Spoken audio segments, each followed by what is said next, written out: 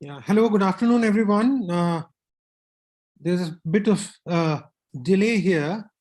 We are trying to locate Niranjan, who was to take the first session, and we are not able to reach him for some, I don't know if he's in an emergency or something. So just bear with us for a couple of more minutes while we try to reach him and get on with the sessions for the day.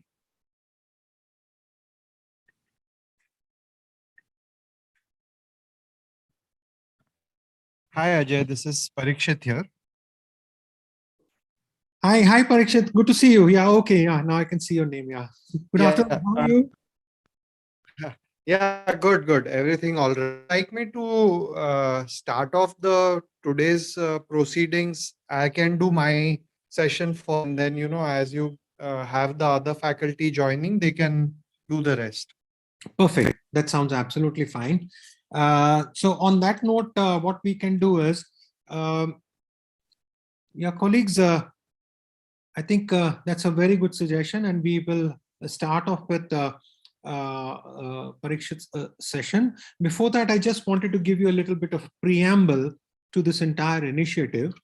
Respectful abortion care is an initiative that has been started by FOGSI, led by our beloved President, Dr. Shanta Kumari, along with the WHO, the India Country Office, because FOGSI and WHO wanted to make sure the information and the details related to the recent amendments for the MTP, which happened as early or as late as March and September 2021, is relayed to each one of you, and through you who are the master trainers and attending this TOT program, to be taking it forward to the societies and within the society for all other FOGSians to be aware and to be in the know of what exactly has happened and how do we take this process forward. And it's not just about MTP, but it is related to offering a respectful abortion care for the women of our country, because we all perhaps may be aware, if not, unsafe abortion in India are the third leading cause of MMR, and almost 2 out of 3 abortions which take place in our country are deemed to be unsafe. So therefore, it's not just about respectful abortion care, but also the safety related to the abortion care which is provided, or the procedure itself which is provided, who receives it, how they receive it, and what are the technological advances, how one should bring about and make a change in terms of the pre and post counseling, including contraception, are some critical aspects related to this project. There are 4 sessions which we'll be covering today. The sessions not necessarily in the same order now. There's MTP Amendments 2021 is a complete session. The second session is going to be on the abortion related technologies and the procedures that are in vogue. Some of you must be using it already. It's just a reiteration of this entire process. The third module is called the SAVOR module, which is a WHO flagship toolkit, which is, essentially is safe abortion, evidence-based rights and being respectful. And the last session, which is counseling in both pre and post and contraception related to that, and followed by which will be the operational plan, which is what each one of you should be aware so that you can take the process forward within your societies and for the FOGSians. With that, I would like to invite our own very own Parikshit, Dr. Parikshit Tang, whom many of you must have heard, not just a voracious speaker, but also someone who works extremely hard and with passion towards his commitment, not just to his profession or his patients, but also to FOGSI and all of you FOGSians, and you must have heard him in several forms. So dear Parikshit, welcome to this forum, and thank you very much for being part of this. This floor is yours. Thank you so much, Ajay. I'm really sorry I volunteered to go first, but I'm having some connectivity issue with my laptop. I'm so sorry about that. worries. I'm just working on it. I'll Okay. be able to get things sorted in about a minute or so. Oh, no Just, worries, no worries. just Yeah, please bear with me. yeah, no I'm, worries. Absolutely. I'm just getting things organized. It shouldn't take too much time. Uh, in the meantime, my greetings to everyone today, and it's really a pleasure to be a part of today's module. And in this effort to, provide respectful abortion care to each and every woman who approaches a center, who comes to our clinics, to our hospitals in order to access abortion care. I think this is a brilliant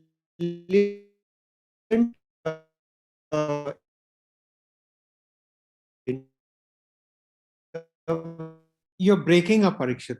Sounds you're breaking up. this is something which has been driven by Foxy and the WHO. And indeed, I would like to place on record my thanks to Dr. Shanta Kumari, to Dr. Madhuri Patel, and to the WHO team, particularly Dr. Pushpa Chaudhary and Dr. Priya Karna, for this opportunity to interact with all of you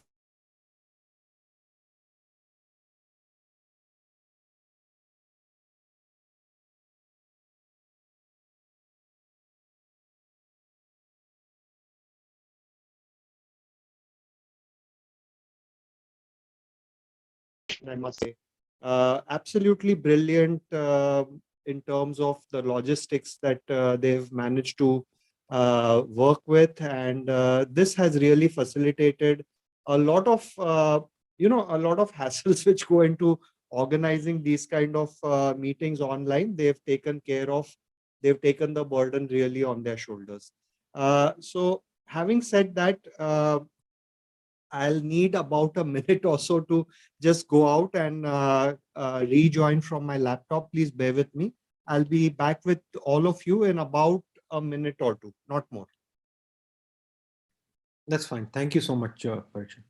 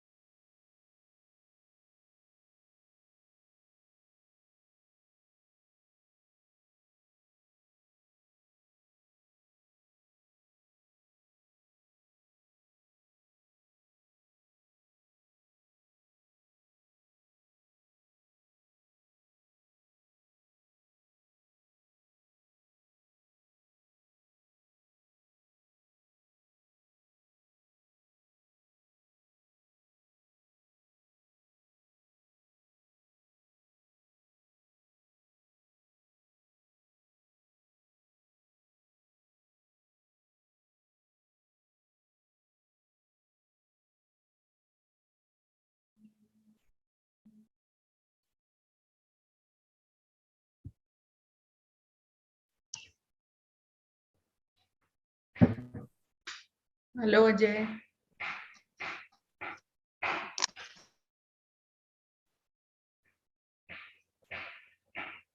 How is the weather, Ajay, in Delhi? It's just about getting warm now, and it's nice and lovely actually. The weather outside, yeah. Mm. Same here in Hyderabad. Mhm, mhm.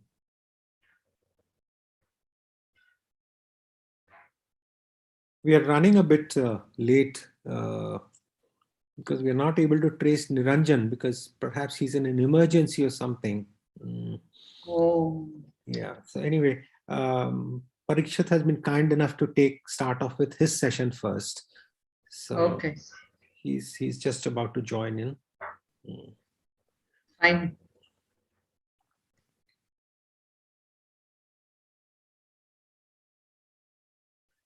Jamuna, have you attended the earlier TOT? No, this is Okay. the first one I'm attending. Okay.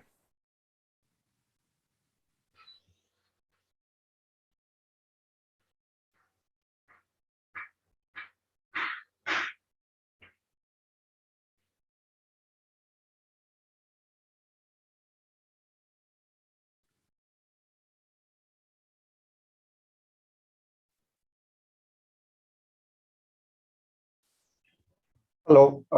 I hope I'm audible and visible. Yes, Yes. thank you. Thank you so much. Thanks for your patience. And I'm going to try sharing my screen now. And if I can't, then I'm sure Ajay will oblige and share the slides on my behalf. Right, here we go. Okay. Are we all right? Can everyone see my slides? Yes. Wonderful. Thank you so much.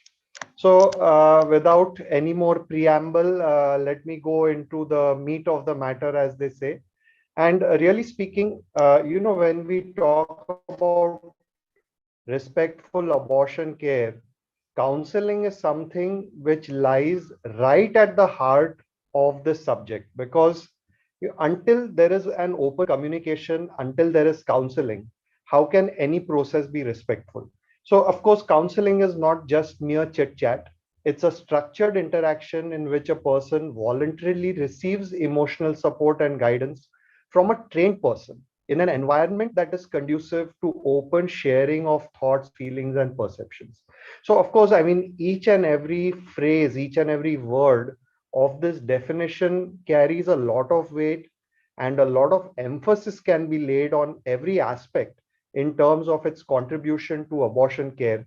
But I'm sure that you all get the gist that it should be someone who is doing the counseling, who is well trained, who understands the issues, and who is able to communicate in an empathetic manner to this couple, to this family, to this individual who is undergoing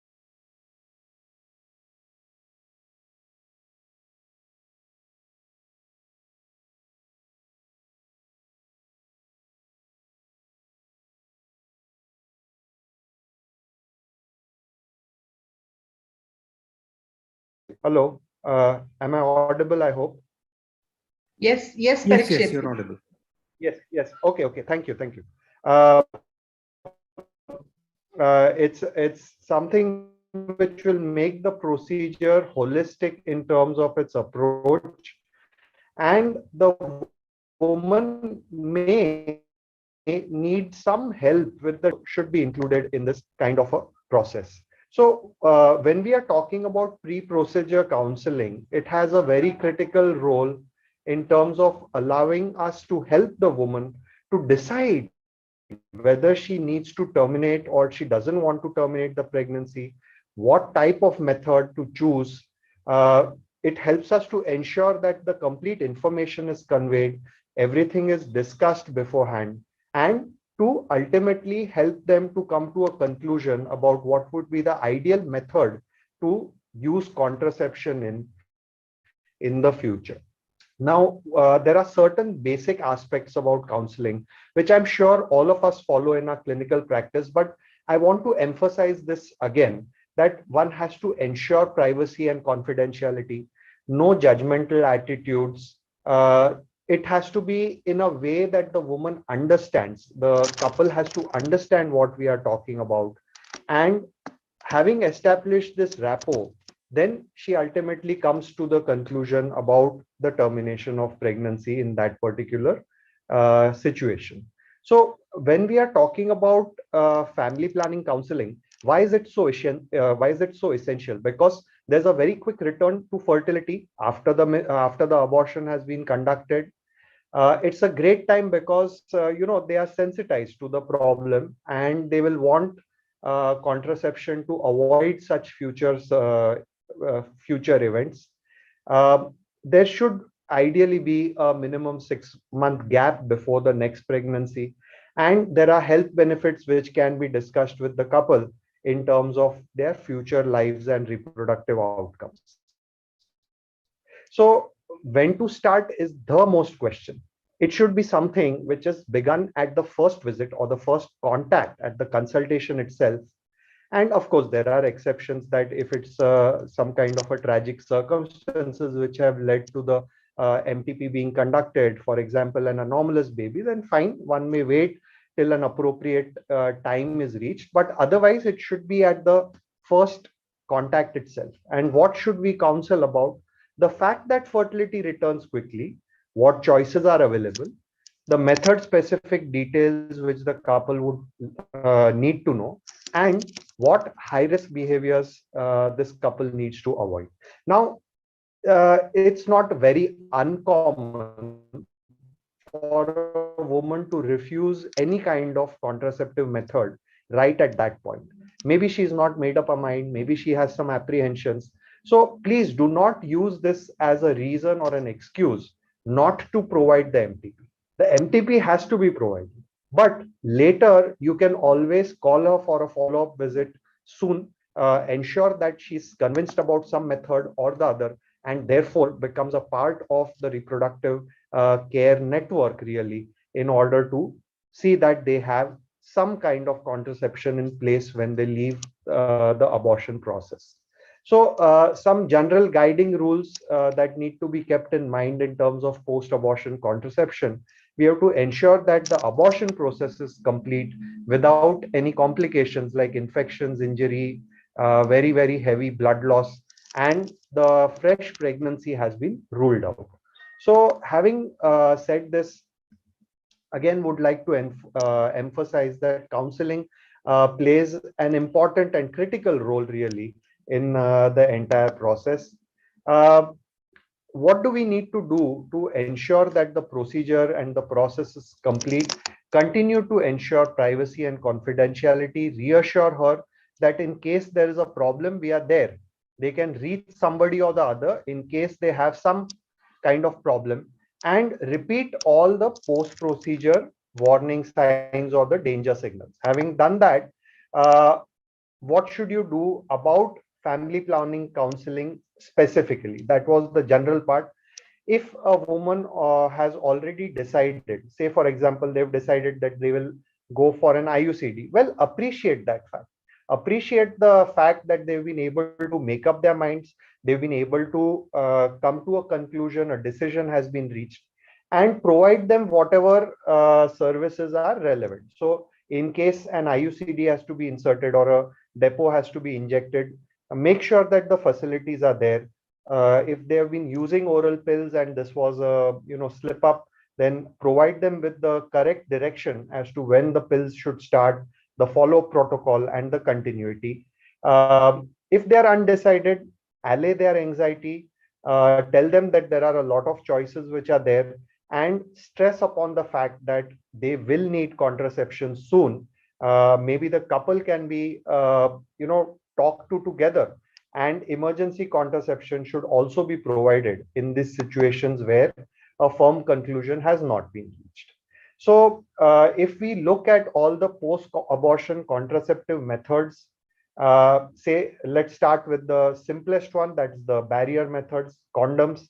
So after an abortion, if it's a first trimester, the first sexual activity itself should be covered with a condom. I mean, there is no real downtime that this couple has. Same thing goes for second trimester. And the standard additional information that we provide the couples, that it is relatively safe in terms of not having any hormonal side effects, protects from infections, and involves the man. All these important points should be stressed upon. When we talk about the intrauterine copper device, IUCDs, we have such a lot of varieties, IUCD 380A, 375, 250, so on and so forth. If it's a first trimester, then it should be inserted immediately or up to 12 days after confirming a complete abortion using the surgical method. With an MMA, it can be inserted around 15 days after the process, provided you have ensured that the products of conception have been expelled. In a second trimester, can be done immediately or up to 12 days after the procedure is completed. Of course, in both situations, having ruled out the contraindications. The important counseling points to keep in mind are the ones that we stress upon in general, that it provides long-term contraception, it does not interfere with sexual activity, and if the woman needs to have fertility, again, reversibility is excellent. The combined oral contraceptive pills after a first trimester abortion can be started immediately or up to 7 days after a surgical abortion. And with the MMA, the medical abortion, you have to start it on day 3 or the day that the Mesoprostral is given or within 15 days of the process after confirmation of the completed abortion. Second trimester, immediately or up to 7 days after the abortion has been completed. And do emphasize the salient features such as regularization of menstrual cycles and other health benefits that OC pills have in general. For hormonal contraception other than OC pills, the medroxyprogesterone acetate can be given immediately or up to 7 days after a surgical abortion, or on day 3 of the MMA process in second trimester, again immediately or up to 7 days after the process has been completed. If a couple desires permanent contraception, permanent methods, then female sterilization can be performed after an abortion in the absence of any infection or severe blood loss. Concurrently or up to 7 days, both mini lap and laparoscopic sterilization can be done. If it's a MMA, it can be done only after the first menstrual cycle. And if it's a second trimester, mini lap sterilization can be performed concurrently or up to 7 days after an abortion. In these circumstances, it may be advisable to avoid laparoscopic sterilization. It is not recommended to be done immediately with or after a second trimester abortion. Vasectomy, of course, is not dependent on the abortion timing at all and can be offered and performed at any point in the entire process. So again, just a diagrammatic representation of the various timelines that we are okay with. And I'm sure that this is something that we are using in our day-to-day practice. Teleconsultation is something which COVID has taught us, unfortunately, and thankfully, one day COVID will go, but teleconsultations will stay. And in terms of abortion care, the provision of technology, it can be leveraged to provide the consultation, the initial counseling, guidance, reference, linkage. And interestingly, a couple of days back, not in India, but in the UK, they just voted for continuing the provision of teleconsultations for first trimester abortion care forever. I mean, there is now no longer a time ban on that. So there are plenty of solutions that we can look at, including websites, social media. There's a bot called Ask Tanu, where contraceptive information and questions can be asked and answered. Like, if it's you've ordered Swiggy and you want to know why your meal is delayed, then you talk to a bot, right? So exactly the same which a couple can do in these circumstances. And of course, there are lots of infographics, helplines, and education platforms that the couple can use to come to a decision about what they want to do going forwards. So teleconsultations, as I said, that it is something which has emerged in the COVID era. It allows a great deal of approachability and awareness. But yes, I mean, the face-to-face interaction is not there. Demonstration, say, for example, if you want to teach a young couple how to use a condom, that might become a little tricky in a teleconsultation. It gives us the opportunity to provide privacy, comfort, cost saving, and reduce the number of visits. And of course, there is always the worry that we might miss a diagnosis and miss an opportunity to intervene in case there is some other diagnosis which are there. And ultimately, it's going to be hybrid.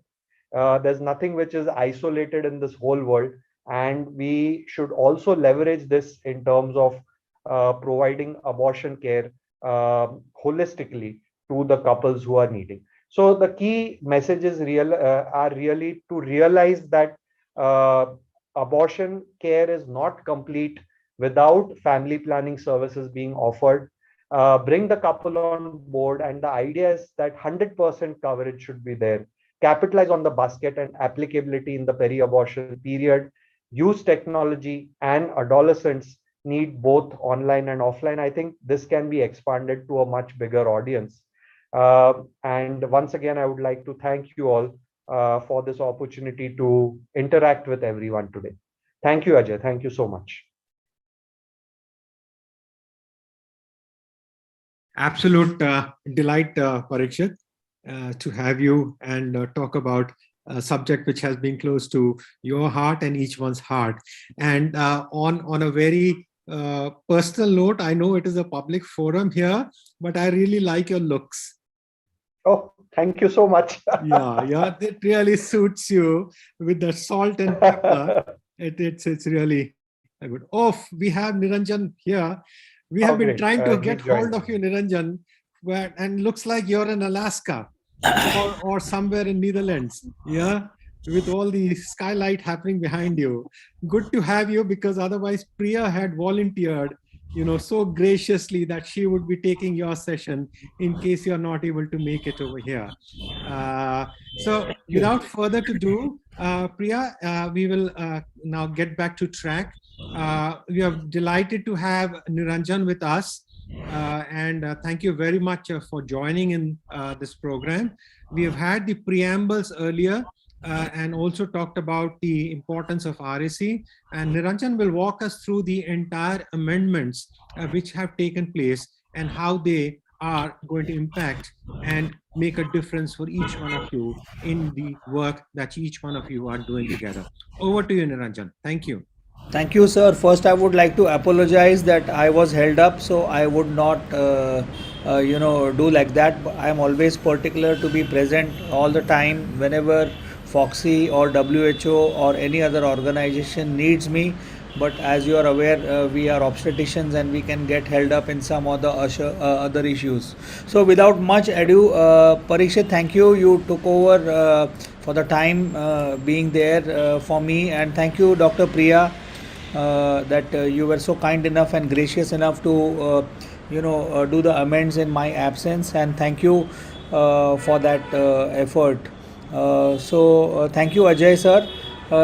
We are going to talk about medical termination of pregnancy and the amendments which have come in force, and I would just like all of you to go through and take a walk through this. But first we need to understand that there is something like total fertility rate. So it's basically related to the National Fertility Health Survey, which takes place every 5 years.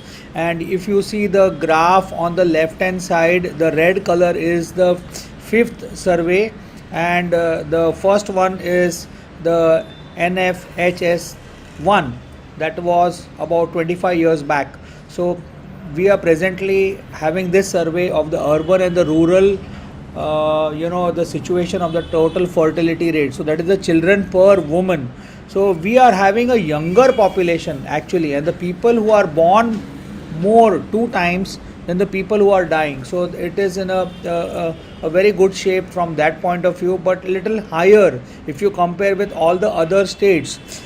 And the graph on the right hand side will tell you the male and the female distribution, where the younger population, this is the pyramid, you can see the age of members in the male and female percentage wise. It's quite more when you see from age of 10 to 14 years till the age of 40-45. So we have a declining population who are above 50 years of age, and a more younger youthful India. And that's the reason we need to focus on the reproductive health of these younger members of our citizens of our country, and from the point of family planning view, and also the comprehensive abortion care point of view. So let's come to the definition of abortion. As we are aware, it has to be safe, and it has to be having appropriate methods, and it has to have trained providers and a place which is recognized. And that has been effected by the MTP Act, which we all know since 1971. And I will go through the amendments what took place in the last 2 years. But first we need to understand this graph which is focused here, that we have 81% of medical abortions. Now this is a study which has been carried out and been published in Lancet in 2015, where Sushila Singh et al. Has given a breakup of all the abortions which are carried out, and it is more safe, it is legal, but the surgical abortion rate has drastically gone down. So you can see that there is a shift of more of medical abortions than surgical, where 15.6 million have undergone induced abortion. Also, if you see the sector wise breakup, the 2.2 million surgical abortions occur, and 75% of them occur in public facilities like government and municipal hospital, district hospitals, and 25% are there in the nursing homes and smaller setups in the rural and urban area, as well as corporate hospitals. But 91% of this are outside the facilities. Can you imagine? That is 12.7 million medication abortions are being carried out. So that is a huge number, and that's why we have to be safe about carrying, and that's why these amendments have come. Now let me take you through the journey of the amendments which are there. So on the left hand side you will see that the cabinet approved the MTP amendment bill on 29 Jan 2020, and the MTP amendment was passed in the Rajya Sabha on 17th March. But COVID started at the same time around in the end of March, but we did not stop there, and that is what is appreciated of the administrative efforts which the Ministry of Health and the efforts being taken by the stakeholders like FOXY, WHO and others. So Honorable President of our India assent an amendment notified in the official gazette around 25th of March. Then in September, that's approximately around 6 months later, this got notified, and the further after 1 year, that's what you can take. It took 1 year time, and then by 12th October we had the rules of MTP amendments published in the official gazette. So this is the 12th of October, a very significant landmark amendment which was done, which we were waiting for so many decades and years. So I would just take you what are the modifications to begin with. So if you see on the left hand side, there is a red color chart table, and that tells you the previous amendments, previous act, and the amendments which have taken, which is established here in the green table on the right hand side. So now everything has changed. As we are aware, the MTP can be done now. Instead of 12 weeks, you don't require only one, but you need to go ahead for termination of pregnancy. You require only one RMP up to 20 weeks. So that's a very good thing, where we have got primary health centers where only there is a one medical officer, or in the rural setup, you do not have to be dependent on two people to give an opinion to go ahead to do an MTP. But from 22 to 24 weeks, you require opinion of 2 RMP, and that is the change which has come across in this amendment. Now we go to the next slide. Are you hearing me? Hello? Yes, we can hear you. Yes, sir. Yes, sir. Yes. I don't know why this is not moving. Yeah. Now we go to the next modification for vulnerable group of women. So the previous act was permissible beyond 20 weeks only when there is an immediate necessity to save the life of the pregnant woman. Now the amendment says that there is an enhancement of the upper gestational limit from 20 to 24 weeks. So that is a very good thing which has come up, and further there is enhancement where you can do an abortion where there are birth defects which are not compatible with life, but you require a medical board consensus. So that will what it will be helpful for? It will be helpful that it will increase the access for the vulnerable woman for safe and legal abortion. So that is a very big thing which has come up, and this I was actually not aware of this actually, but thank you Mr. Ajay and Priya that all of you have also enlightened me, and that's what we need to train our further trainers and the gynecologists, obstetricians which are going to be there. And of course, if you see the previous act, the termination was only up till 20 weeks, but now from the upper gestation limit there is no boundary, like it has to be only 24 weeks.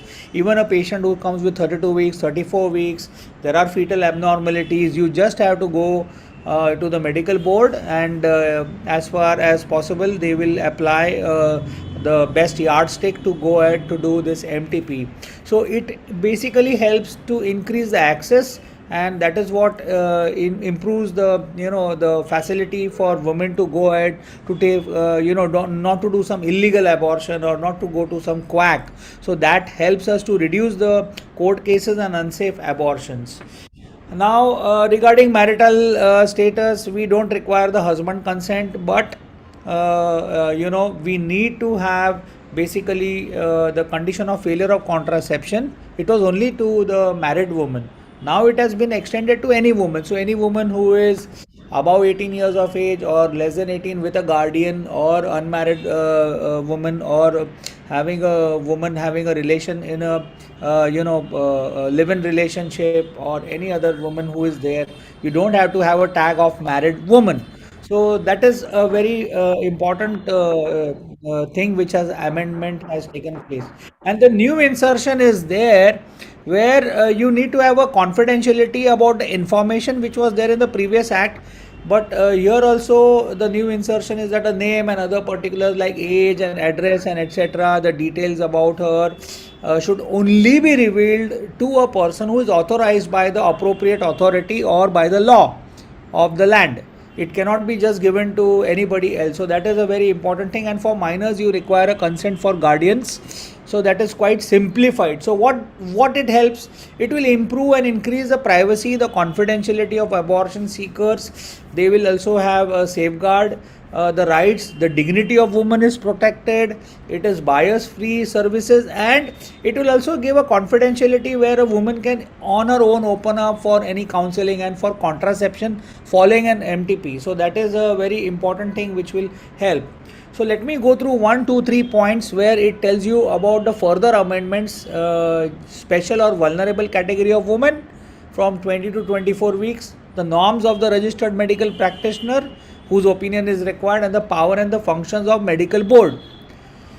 So now, what are the special category of women eligible for MTP? We had only 4 categories before. Now we have about 7 categories. Number 1 is a survivor either of a sexual assault, rape or incest. Second one is a woman which has a pregnancy in a situation of a humanitarian settings like say a migration which has occurred, or a refugee, or some disaster or an emergency situation which has come as proclaimed by and declared by the government. Then the marital status.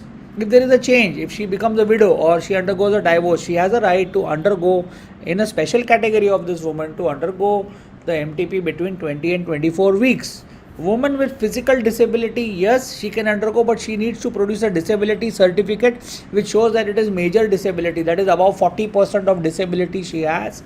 And of course, any woman who is mentally ill, prescribed on psychiatric drugs, and has been the psychiatrist has already given a letter that she is mentally ill or having a mental retardation, she has a special case to undergo an MTP. Minors less than 18 years of age, that is added here.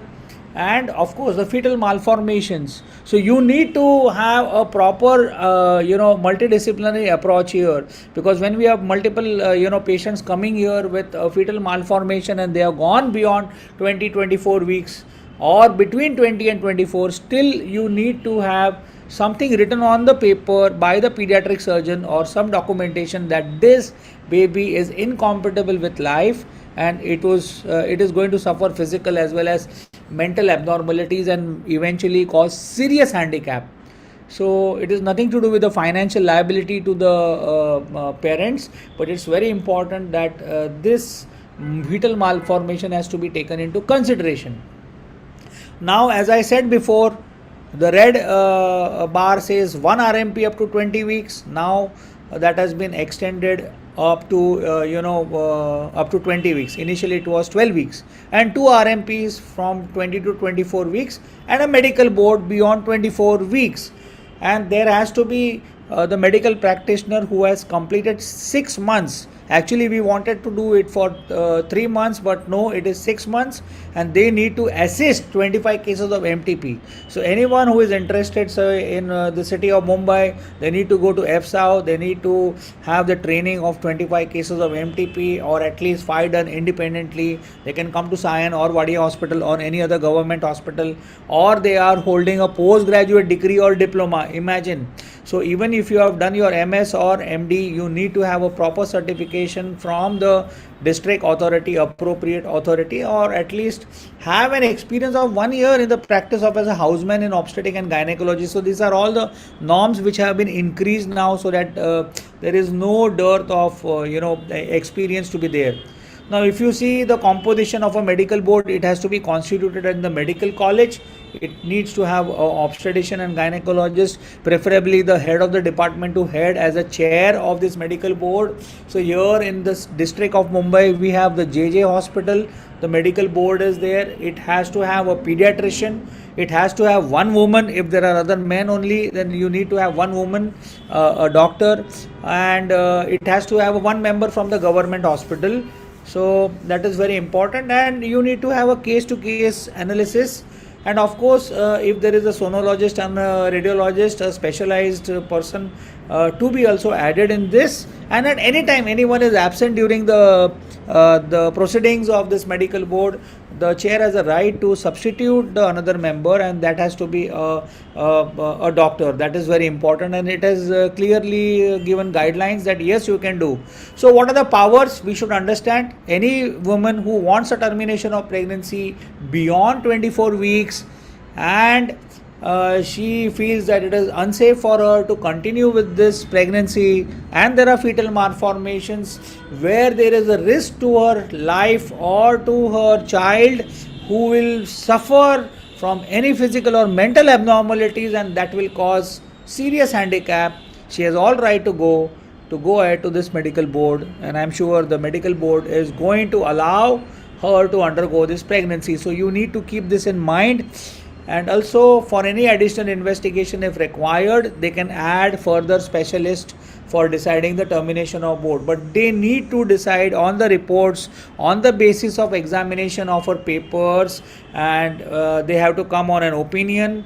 And this opinion has to be then written down on a Form D, which is available. They have to give their opinion whether they accept it to go ahead to send her to a medical college or a hospital for termination of pregnancy, or reject the request by the patient, and they have to give some reason. So they have to understand this, and it has to be done within 3 days of receiving the request. So it is so fast. You don't have to go to the court of law or to go to a judge and hire a lawyer, etc. So all these things have not to be done, and it's very important that once they certify that they have advised a medical termination by the medical board, with all the appropriate counseling which is given to the patient within the next 5 days of the receipt, they go with that Form D to the obstetrician. Within 5 days they have to be undergoing the termination. So it's very simple procedure, and it's very good, so that they don't have to go from pillar to post. Now here the WHO has also come up with this handbooks on the technical and policy guidance. You can go through this on safe abortions. There is a clinical practice handbook. Then there are certain roles which are to be done by the healthcare while providing the safe abortion care, and the post-abortion contraception. It has been edited in 2015, and the medical management of abortion. All these are available as per the guidelines of WHO on their website. So we need to make India quite safe and respectful. Abortion is legalized. It needs to be increased amount of awareness by all of you. And you have to have a Samartha Bharat, that is safe abortion made available respectfully throughout the health system, and Sampurna Bharat. Thank you so much for a patient hearing, and I apologize once again that I was delayed as I was held up. And if any questions are there, you are all welcome to ask me. Thank you. Thank you so much, Niranjan, for taking the time off. And we fully understand, the challenges one has to go with, given the patient or the woman who comes as a priority for all of us to take care of. And that was a wonderful talk. Dear colleagues and request you, if you have any questions on all of this, please put it in the chat box so that we can reply to all of that. And I see the chat box hasn't been as populated in terms of the questions. So there could be two things. Either we have been very confusing, so everything is good, or we have been, everything has been good and you have understood everything, and therefore there are no questions. I would personally think it's the latter, that you have understood all the nuances of this entire initiative and why we are doing it. So thank you very much, and we are available still throughout the course of this meeting to reply to anything that you may have. Yes, I'm there. Yeah. We have another colleague of yours whom you all know of, Suvarna, our dear colleague. Thank you, Suvarna, for joining us. And it's always a pleasure to see you online. I wish we can meet up personally soon in Foxy office or elsewhere, because usually we end up in meetings and seeing each other and exchanging pleasantries. With that, please take over the session. It will be lovely to hear from you what you have to say.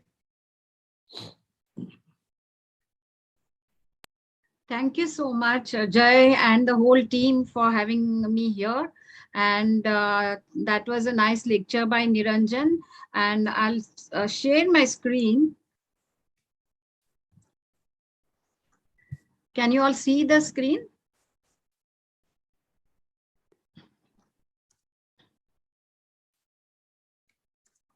Can you see the screen? Yes, we are able to see the screen. Okay, fine. So the topic that was given to me was safe abortion updates in technology. And I think this is a part of the same respectful abortion care. The session overview is like we have we'll display certain existing guidelines. We have pre-abortion assessment, various methods of abortion, surgical methods of abortion, and then the conclusion. So let us first go for the WHO global guidelines on safe abortion. We have guidelines on clinical practice handbook for safe abortion. We have technical and policy guidance for health second edition health systems. We have medical management of abortion, and also the safe abortion care and post-abortion contraception. So these guidelines are, I presume that they are available on the WHO website as well. So if you look at the roadmap to various guidelines, it started from 2012. The guidelines started to happen since 2012, and it went on on safe abortion technical and policy guidance. Then the 2014 came the clinical practice of handbook of safe abortion, and so 2015 again it was given designed for health workers role, and the guidelines came in. 2018 the medical methods of abortion guidelines came up. 2019 we have a WHO consolidated guidelines on self care intervention. Yeah, so this is from global to national. We have also adapted the WHO guidelines, and they are available also on our Indian setting. Then we have the landscape assessment of availability and quality of medical abortion commodities in India, released in 2020. So these are the national guidelines on safe abortion. It is interesting that a historic change has happened in 2021. I think you have just heard a lecture on this medical laws of these new laws that have come up. So the first change that happened, a law change on 25th of March 2021, and further the rules have changed on 24th of September 2021, and they have appeared in the Gazette of India.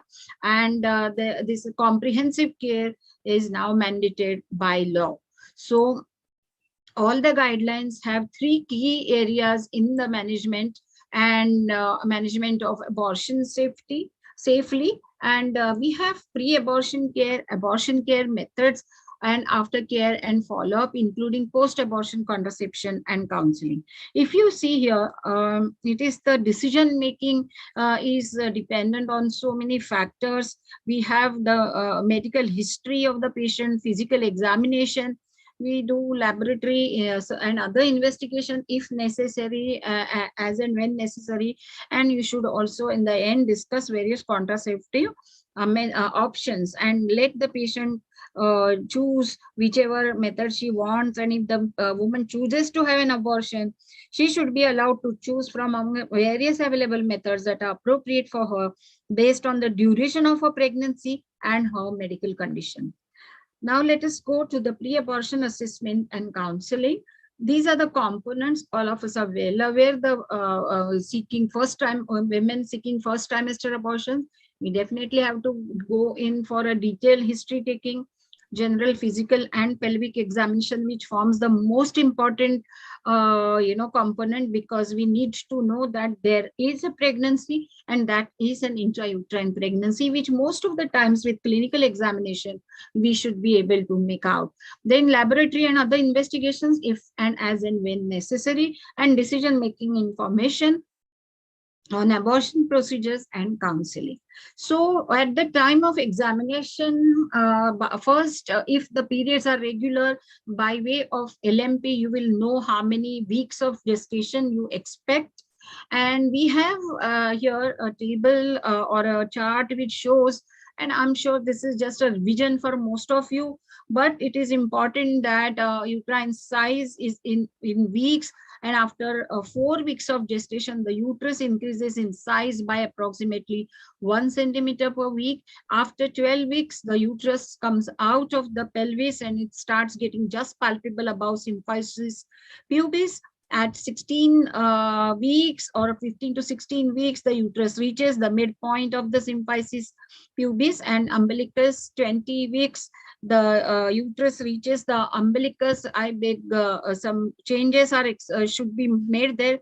At umbilicus, it is the 24 weeks. So we, as per our current law, pregnancy is permitted till, pregnancy termination is permitted till 24 weeks. So we should bigger size than this, we should take the medical board's opinion. So now if we have key considerations here, if the uterine size, there are limitations to dating by uterine size, because there can be certain malformations, there can like fibroids, then can be multiple gestations, then there can be some uterine retroversions and obesity, which also makes it difficult, and molar pregnancy also can interfere in estimation by clinical examination. The exact size may be difficult. So if that is uterus that is smaller than the expected date, it may indicate that the woman is either not pregnant at all, she is inaccurate in menstrual dating, or ectopic pregnancy may be there where the size of the uterus will be smaller, and it could be even abnormal intrauterine pregnancy like spontaneous or missed abortion. A uterus that is larger than the expected may indicate inaccurate menstrual dating again, multiple gestation, uterine anomalies, fibroids, and molar pregnancy. So all these factors must be kept in mind. And if most of the cases, you will be able to assess the pregnancy duration by simple clinical examination.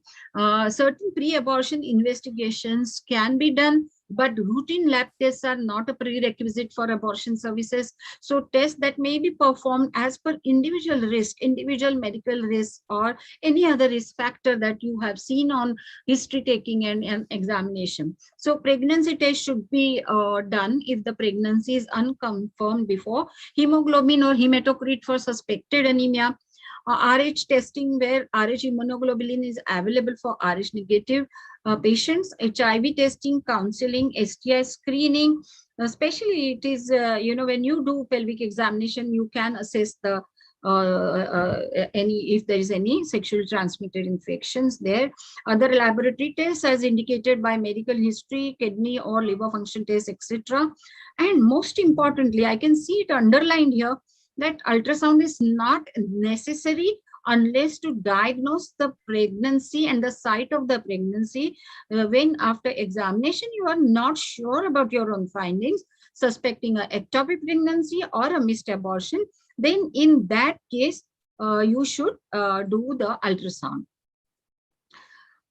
So you have to ask in the counseling session thoughts about the termination of pregnancy. Is she sure, and what is the reason for termination, and inform her that early abortion is safe, importance of a trained provider performing the procedure for safety, available methods of abortion, risks and warning signs associated with the abortion method.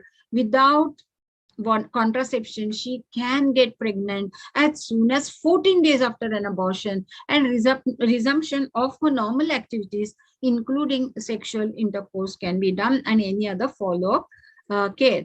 That we need to have an informed written consent decision to accept post-abortion contraceptive. Now, I'm sure all of you who have been working as a resident or a consultant in a government medical college where the services are absolutely free, we have seen time and again the residents shouting at them, and they said that if you don't accept cooperative, we are not doing your you're not doing the MTP, you can go back. So even if she's not willing for contraception, she should be provided with abortion service. I think we should remember that, even though if in spite of the best counseling session, she refuses a contraception, that means there must be some reason why she is refusing, and you should respect her decision. And this is what is called as respectful abortion care. Now, how do you manage abortion? Our government of India recommendation, medical abortion only till 9 weeks, and abortion care as a global recommendation, less than 12 weeks. They have said that you can use mifepristone and misoprostol till 12 weeks, or less than 12 weeks, misoprostol only, or vacuum aspiration. And more than 12 weeks, they have recommended globally mifepristone and misoprostol combination, misoprostol only, dilatation and evacuation. So all these three methods are available at both less than 12 and more than 12 weeks of. But what is not recommended is the dilatation and sharp curettage. We always use a blunt curette and suction evacuation whenever possible, and evacuation is better advocated. Now, if you can see in this various stages, like, up to 7 weeks, up to 49 days, what you do is mifepristone 200 milligram oral, that is our 9 weeks program. Then wait for 24 to 48 hours. Then misoprostol is given 800 milligram. Then sublingually, buccal or vaginal or oral. And if it is 7 to 9 weeks, that is little bigger size, then again you give 200 milligrams of oral this thing, and wait for this abortion to happen or bleeding. After 48 hours, misoprostol is given sublingually, buccally or vaginally. So if the methods of first trimester abortion can be divided into surgical and medical, we will refer to medical methods as MMA and surgical methods as MVA and EVA. So if you see the tablet misoprostol and tablet misoprostol, the misoprostol is an antiprogestin, and it inhibits action of progesterone, interferes with continuation of pregnancy, and initial dose of mifepristone followed by misoprostol, a prostaglandin E1 analog, is to be given. So misoprostol causes cervical softening, uterine contractions, expulsion of product of conception, and that is the role of these tablets. So what is the advantage of tablet misoprostol?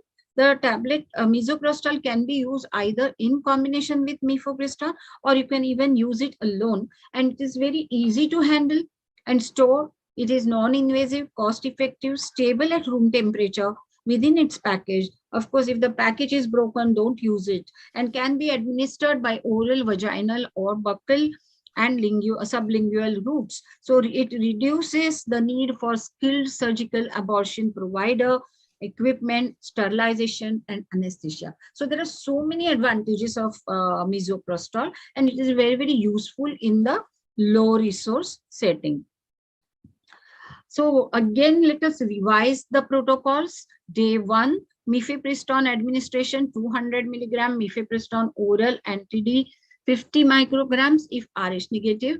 Day 3, misoprostol is administered up to 7 weeks, 400 misoprostol, 2 tablets of 200 microgram each, either any of the route that is listed here. And 7 to 9 weeks, 800 microgram, any of the routes that are like sublingual, buccal, or vaginal. And in addition, if required, the analgesics, antiemetic, and whatever can be prescribed. And of course, you must offer some contraception. Within day 15, when the patient comes for follow-up, just confirm and ensure completion of procedure and offer contraception again if already she has not accepted earlier. So characteristics of different routes of misoprostol administration for first trimester abortion. If it is oral route, the pills are swallowed, and it is recommended that we use this up to 7 weeks for the first trimester abortion. Usually the side effects like nausea, this diarrhea, nausea, fever, and chills may be there. Buccal route pills are placed between the gums and cheek and swallowed after 30 minutes. More fever and chills than if you give per vaginal route. So buccal will have little more side effect of fever and chills. Sublingual pills are placed under the tongue and swallowed after 30 minutes, and there is again increased incidence of fever, chills, diarrhea, and it is the fastest onset of action and highest levels plasma concentration levels are attained with this route. And vaginal is pills are the place in the vaginal fornices, deepest portion of the vagina, and the woman is instructed to lie down for 30 minutes. And it is possible that you may find some pill fragments later, and this particular route is associated with the lowest rate of side effects. So this just depicts how the tablets are to be kept for buccal, and this is the buccal, because sometimes there is a confusion between the buccal and sublingual route. So this is the buccal route and this is the sublingual route. Now, if you again see the same thing, that is the combination regimen, how you give 200 milligram per oral once and 800 microgram misoprostol after 2 days, whichever route. And if you use only misoprostol, that is an alternate regime, then you can give 800 micrograms any of the route when the duration of pregnancy is less than 12 weeks. So after this, vaginal bleeding for 2 weeks is normal after medical abortion, and such bleeding can last up to 45 days in rare cases. So services should be available at the primary care level with referral system in place for all the required higher level care.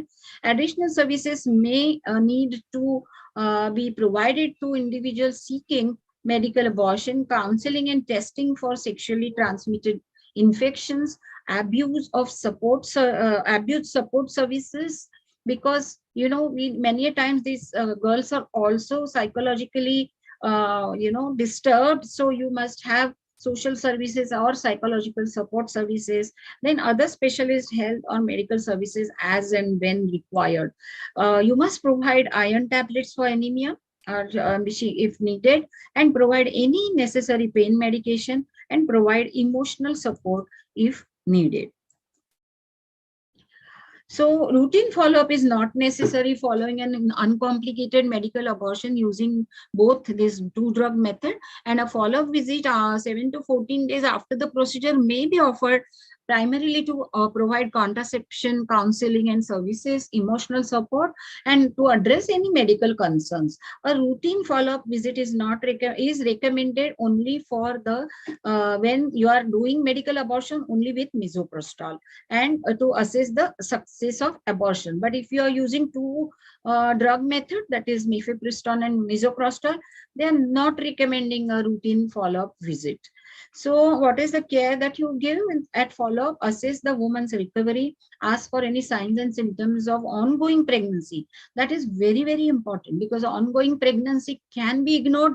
If you ask on just phone and say, kuch bleeding hai, no bleeding, nothing. So you may relieve and you may think that it's a complete abortion, but it could be just a continuation of the pregnancy, and she may just go ahead with that pregnancy. If you don't, or if you are not careful enough to follow up, that it may even end up in a medical legal issue. So be sure that symptoms are not getting continued of the normal continued intrauterine pregnancy. Review any available medical record or referral document. Ask about any symptoms experienced since the procedure. Perform a focused physical examination for any specific complaint, and assess woman's fertility goals and need for contraceptive services if not already provided. So to summarize, the same thing, the first day one, examination, history, offer 200 milligram if you're sure that it's an intrauterine normal pregnancy. Then give anti-D if she's Rh negative. Tell the woman to return for Mesoprostral administration after 2 days. Contact address, phone number of the facility or center where she can go in case of any emergency must be provided to her. Record her experience of any side effects or anything. And please note that 3% of women may expel completely with mifepristone alone, but Mesoprostral schedule should be completed in spite of the complete procedure suspected, or if you come across any such patient. So you must give the Mesoprostol in spite of that. Second day visit, that is day 3, give Mesoprostol depending on what the duration is, 400 or 800. Analgesics, ibuprofen can be given, observe for 4 hours, and contraceptive options like condom, hormonal method can be offered. And mean period of bleeding lasts usually for 8 to 13 days, and possible side effects are there, nausea, vomiting, that you must tell her, and report in case of excessive bleeding, which is very, very important and vital, that patients should not sit at home if they are bleeding. So they should go for that facility where you are given this thing. If there is any pain, fever, or any such serious side effects, then they should report immediately. And report if there is no bleeding 24 hours after Mesoprostol. Also consider giving additional dose of Mesoprostol. Remember, 75% of women abort within 4 to 6 hours and after Mesoprostol administration. Then third visit is day 15 visit, which is not mandatory for 2-drug method, but at the third visit, you should basically offer her contraception. And in case you want to do pelvic examination to ensure the completion of abortion. About immediate return to fertility, you must inform her that she can conceive within 14 days of the abortion, and report back if there are no periods within 6 weeks of completion of abortion process. So ultrasound is required only if the examination does not confirm the completion of procedure. So at both stages, the initial stages as well as the follow-up stages, ultrasound is to be done only when you are unsure of your clinical findings and the pelvic examination. So these are the side effects and complications. I think it is just again a revision. The pain, if the pain is there, you really need to give her support, verbal support, be very respectful, and have a non-judgmental communication. Adequate counseling is required. Support her, give her analgesics, and if the pain persists with failure to respond to these drugs for several hours, it warrants evaluation for other causes such as ectopic infection or incomplete abortion. So if most of the times nausea, vomiting is self-limiting, so all that you have to do is reassure her. Self-limiting diarrhea also, reassure her. Infection, if it is there, confirm by physical examination. And if you suspect infection, start her on antibiotics. So this is the flow chart. If you do come across failure or incomplete result of MMA, failure of MMA, offer vacuum aspiration or repeat MMA, and then you will mostly have a completion. If there is a incomplete result of MMA, then observe unless heavy bleeding, and if bleeding is resolved, uterus comes to normal size, then you consider that uterus is abortion is complete. And if there is a incomplete result, not satisfied, you can also repeat Mesoprostral dose, or you can offer surgical method of evacuation.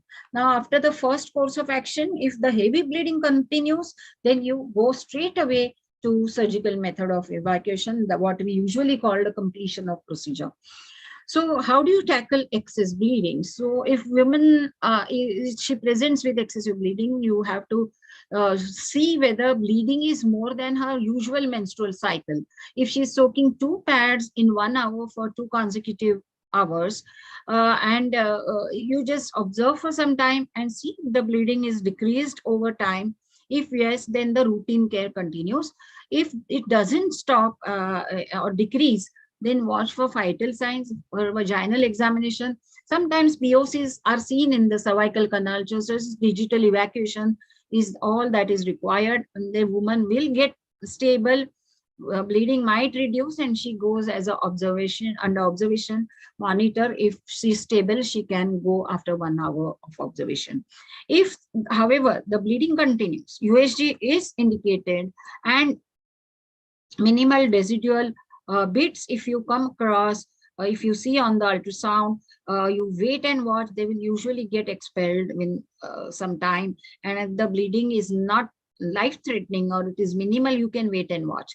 But if the POCs and residual bits, a significant amount is there in the uterus, but woman is stable, then you can still repeat a Mesoprostol 600 microgram or 400 microgram sublingual. You can continue and expect a completion. But if woman is not stable, then you have to directly, or if the bleeding is very heavy, not there is no sign of decrease of the bleeding, go for vacuum aspiration straight away. And in case, the third option could be, as we discussed, that the pregnancy is not touched at all and there is a continuation of pregnancy, and then you have to again go for a vacuum aspiration. So you have to record and report the MMA. Since MMA comes under the purview of the MTP Act, the documentation is similar to that required for the vacuum aspiration procedure. It is mandatory to fill all the forms like Form C, Form 1, 2, and 3, and monthly reporting form. 1 is RMP opinion, Form C is consent form, and admission register for the case records. So methods of first trimester: surgical abortion. Now that is MVA or EVA. So surgical abortion methods in first trimester, I think most of you have been doing it. Let us revise. Vacuum aspiration is the recommended technique of surgical abortion for pregnancies up to 12 weeks. WHO recommends manual vacuum aspiration as the safest method, and the procedure should not be routinely completed by sharp curettage.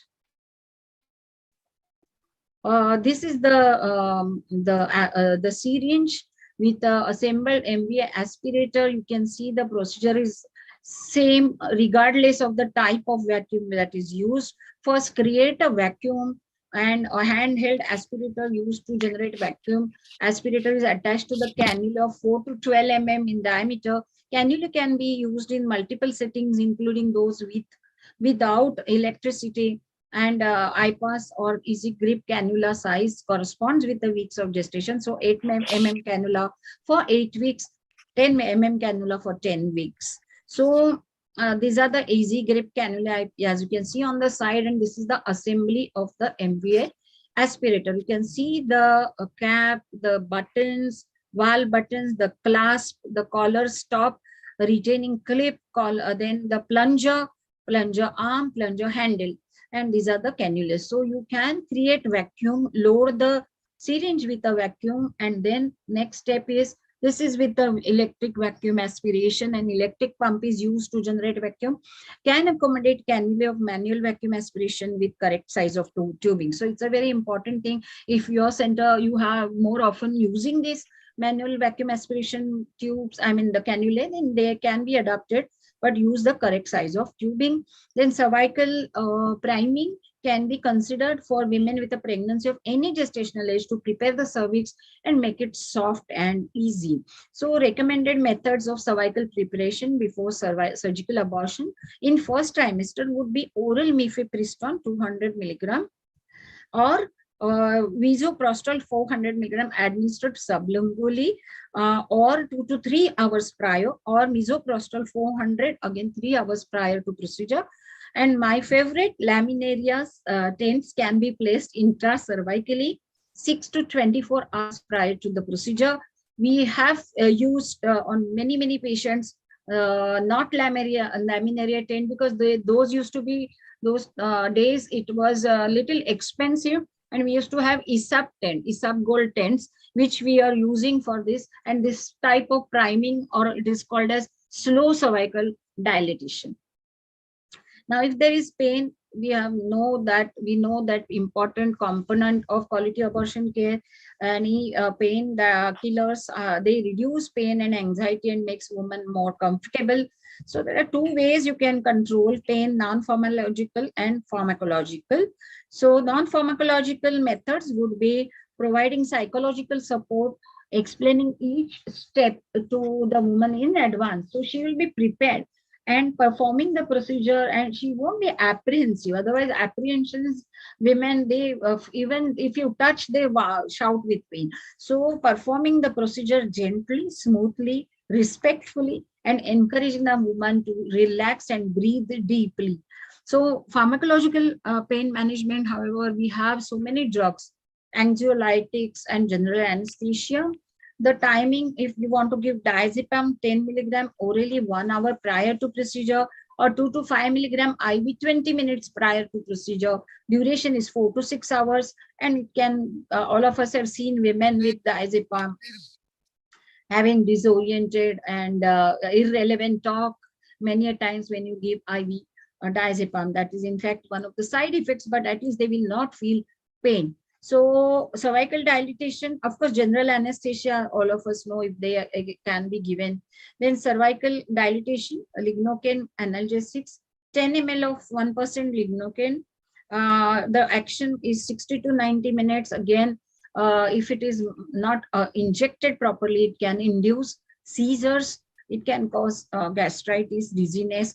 Of course, gastritis is because of the ibugesic or NSAIDs, and they are up to 4 to 6 hours.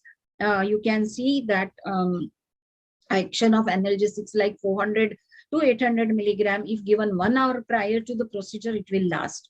So, and uterine cramping is tackled with again ibuprofen, and it can induce gastritis. So must remember the side effects. And what are the steps of MVA? So we just discussed how to prepare and create a vacuum and load it in the syringe. The step 2 is prepare the woman with a pen for the pain control. Ask the woman to empty her bladder. Perform the cervical antiseptic preparations, cleaning the vaginal and cervical walls. Then have a step 4, administer a paracervical block at 4 and 6 o'clock on either side, 4 o'clock and 8 o'clock side of the cervix. Then you dilate the cervix and insert the cannula. Now, once the anesthesia effect has happened, you can dilate the cervix, and many a times if you are doing a manual, those cannulae themselves can be used as a dilator. So there is no reinsertion also required. Suction is done after the releasing the vacuum. Once you release the button, the vacuum is all transferred to the inside inside the uterus, and all the contents of the uterus are sucked into the in the syringe after releasing. And then while placing the cannula, however, you must make sure that you are 1 to 2 centimeters away from the fundus inside the uterine cavity. Rotate the cannula after in 10 to 2 o'clock positions like this, and with a smooth, gentle motion. Now, signs that the uterus are empty, it's so much like your undergraduate lecture and even postgraduate lecture, but these are all important. Let us all revise what are the signs of the empty uterus. Red or pink foam without tissue passing through the cannula, gritty sensation over the surface of the uterus, cervix which is gripping over the cannula. And because you have to train to your other doctors, so that this basic information we first must understand and then transfer and this kind of information to your next generation of doctors. So gritty sensation, cervix which is found gripping, cannula which is found gripping, the cervix which is gripping over the cannula, and uterus is contracting around the cannula like this tight. So uterus starts paining. So she will have little more pain when the uterus starts cramping. So then inspect the tissue. Concurrent procedures like proceed with the contraception methods such as sterilization and IUCD insertion, if any, and then instrument processing. It's simple. Instruments to be soaked in chlorine solution 0.5%. It will assist disinfection immediately, and it will help resolve or remove the tissue and body fluids. So post-op care, monitor her for any complications, provide management as needed. She may leave the facility when she's stable and meets the criteria for discharge. Ensure that woman has all the necessary information and medications prior to leaving the facility. Document all the outcomes of the treatment, including any adverse events in the facility register and client's record card. So don't hide any complication, or please be very frank and write whatever has happened.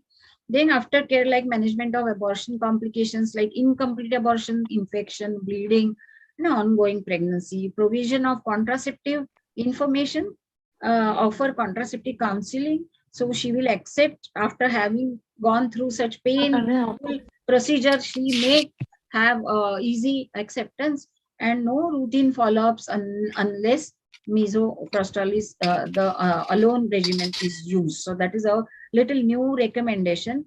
But I will go to say that, it is a dialogue and the communication between two individuals, the doctor and the patient. If you think your patient is not likely, not very compliant and she may just not come back even if she has a complication, you insist on a follow-up. If you think patient is not so not very cooperative, so you insist on her. And many a times I feel that if the patient is affording, patient herself may say, please do my ultrasound, I want to confirm my pregnancy. Then nobody is saying no. But as a recommendation, we don't want to say that ultrasound is required for every abortion. So that is not there in the guideline. So on an individual basis, you can take a decision. So in summary, India has made historic progress in improving access to safe abortion. Not much has changed in technological update in last decade, because I remember I had taken this MBA training way back when I was associate professor in Kam Hospital. I think it was in 2002-3 or something.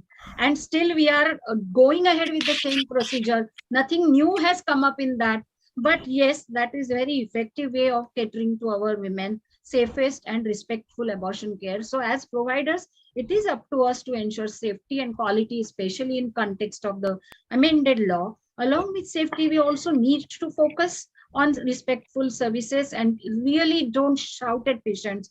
I have seen some of the junior doctors shouting at patients, no cooperative, no MTQ. Don't do that. Please go ahead and do the MTQ. And there is time for you to counsel if she's not accepting at this point of time.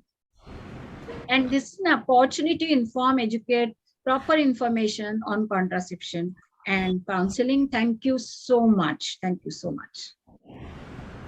Thank you. Thank you so much, dear Suvarna. You speak with so much of commitment and passion. Okay. Have I stopped I don't know. Stopped. Okay. Yeah. Thank you. Thank you so much, Suvarna. You speak with so much of passion and commitment. It's always such a pleasure to hear you. Yeah. So nice of you, Ajay. Thank you so much for joining in today and walking all of us through this session. Thank you. And with that, we move on to the next speaker, Dr. Priya Karna from WHO. a young Turk, I would say, who's been absolutely passionate and at the forefront of leading this entire process from a WHO point of view. Her colleagues, Meera, Pushpa, and at the regional level, Nina, who have been, the driving force for this entire process. And a huge thank you and loud shout out also goes out to Aparna Sharma from AIMS. She has been diligently working along with WHO to bring all of this through to you, along with the lead, Priya here. So over to you, Priya. Thank you so much.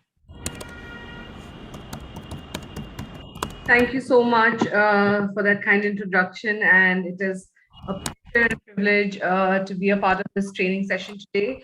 Thank you to everybody for tuning in and continuing to participate in the Respectful Abortion Care Program, which is both the flagship program for WHO Country Office for India, as well as the president of FOXI, Dr. Shanta Kumari. We are extremely proud to be a part of this and take this work forward on behalf of the Ministry of Health as well. As introduced, I am Dr. Priya Karna. I manage the SRH initiative for the country office. And in the series of Respectful Abortion Care Master Training programs that we've done over the last few weeks now, it's really been an eye-opener, and it's been such a privilege to take the session. My session today is going to be, typically it's the third session somewhere in the middle, but the session is something which is relatively, I wouldn't say new, but a sort of a renewed focus on talking about values, evidence, rights, and also respect. As you know, the Respectful Abortion Care Program, the program itself is centered towards making sure that there is the aspect of respect is brought into your everyday practice. In the different sessions by our esteemed speakers this afternoon, we heard about the importance of contraception and counseling by Dr. Tang. Dr. Chavan, he talked very nicely about the MTP amendment and what the different aspects are. Dr. Kadilkar just now talked about safe abortion technology updates. Not many are there, and all of sessions were geared towards really honing in the message on respect and what this program really is. In the module now, we will define respectful abortion care. We will look at some videos and some resource materials that I will be providing to all of you all as master trainers. These videos are on norm. I will also be sharing some links about some games that you can play at the convenience of your homes and even use them in your own trainings and your own sessions when you do these sessions on your own. I hope that after my session, you all are all fully empowered to take this training and workshop forward on your own. And for whatever extra needs you may have, of course, Ajiji is there and we from WHO are there to support you. Just a quick recap. I think we've answered all your questions during the chat, but you all are all very well aware now that the law has changed. It's a very significant change in the law. Safety, dignity, quality, making sure that services are provided to vulnerable women, those who need it. There is no burden on the health system. All of these aspects are safeguarded by law. Once the law changes, I think the real work starts then, and that's what we are all here for. FOXI being the largest provider base for not only abortion care, but all of women's health services, not only in India, but anywhere globally has, I would say, the law change was the first, and this is the baton has now been passed on to FOXI. We all know that online trainings are possible, and because of which we are here today. We've already trained about, I wouldn't even say, I'd say that we've already reached out to about 250 plus obstetrician and gynecologists throughout the country, and even through the session, everybody that is here today. Our goal is to be able to walk you through each of these slides and presentations, give them to you so that you can then become trainers and people who advocate for this amendment, who disseminate this information and also become champions of respectful abortion care in your own right. While we talked about different methods and POXO and some questions around confidentiality did arise, we have to ensure that as single providers up to 20 weeks, the onus is even more that we have to make sure that there is no PCP NDT confession, there's no POXO confession, whatever reportings are there, those are done in a timely and appropriate manner. While doing all of that, also making sure that patient safety, respect, and quality is upheld. With all of this background in mind, let's look at what respectful abortion care is. So as a concept, as a theory, as a definition, I would say respectful abortion care has been taken up from the respectful maternity care. Over 2 decades of research on disrespect, abuse, and all of those documentation went into defining respectful maternity care. And what we've done is taken exactly that definition about safety, dignity, confidentiality, ensuring that there is freedom from harm, mistreatment, enabling informed choice and support, and during and after any and all types of abortion. These are the same parameters that we've used to define respectful abortion care. Now, I must congratulate Foxy and all of you all here that you're the part of the first cohort, not only in India, but globally. Respectful abortion care is a fairly new program. And what we aim, and as WHO, what we would like and what we would like to demonstrate is that even in a country like India, once the law changes, there is enough responsibility, there is enough onus from the providers themselves that they can take this work forward.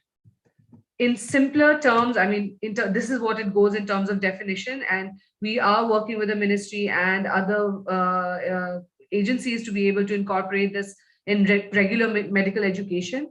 But while we get there, I think it's important to understand that in simpler terms, respect, I think all the previous speakers have covered very beautifully in their presentation. It simply means treating the other person with dignity, with empathy, and with compassion. I think Dr. Suvarna very nicely said, don't shout, don't scream. Maybe we don't do that. And, we might always feel like, humne to aisa nahi kiya, we haven't done this. It's not just about you not doing it. It's also about you making sure that other people around you don't do it. It's not only about treating people with respect, but also leading with example. As master trainers, as people who will carry this work forward, I think it's equally important to not only give respect, talk about respect, but also uphold respect, to make sure that your junior residents, students, senior residents, nurses, orderlies, staff, everybody around you adopts a culture of respect, adopts a culture in which every person's dignity is upheld, and people who come to you are provided with the care that they need. I think I do want to highlight here that for a lot of you all, as senior providers, as senior obstetricians and gynecologists for this country, abortion may be one small aspect of your day-to-day practice. Aapke practice mein ho sakta hai, there may be one person who comes to you in 10 days, or maybe 3 people in 1 month or something like that. That might be one of many cases for you, but for that person, you are the one and only person. So it doesn't matter who comes for what reason, whatever the need for the abortion is, whether it is right or wrong, we are nobody to judge. Our role and responsibility is simply to provide that service respectfully, and also use that as an opportunity to make sure that if there is any issue, for example, if there is an incidence of violence, if there is something associated with some form of abuse, we also tackle and address that issue. To be able to understand, what kinds of different issues and problems there may be, we have a small video that I'd like to now share with all of you. I'm going to pause and reshare so that you can see the video with sound. This video will just walk us through what are the different types of norms and stigma that are there in our country, in our society, that affect the way we provide services. All of this material will be available to you, and I'll share the links to everything so that when you do this in your... Social norms are the unwritten rules of behavior that are considered acceptable in a group or society. Norms can change according to the environment, situation, and/or culture in which they are found. People's behavior may also change accordingly. What are some examples of social norms? In times of COVID-19, there are new social norms that are considered COVID-19 appropriate behaviors like wearing a mask, maintaining social distance, and to wash or sanitize our hands regularly. An example of a social norm that we must follow at all times is to not use profanity in conversation, especially formal or official conversations or when talking to patients, clients. Now let's look at some examples of social norms around gender.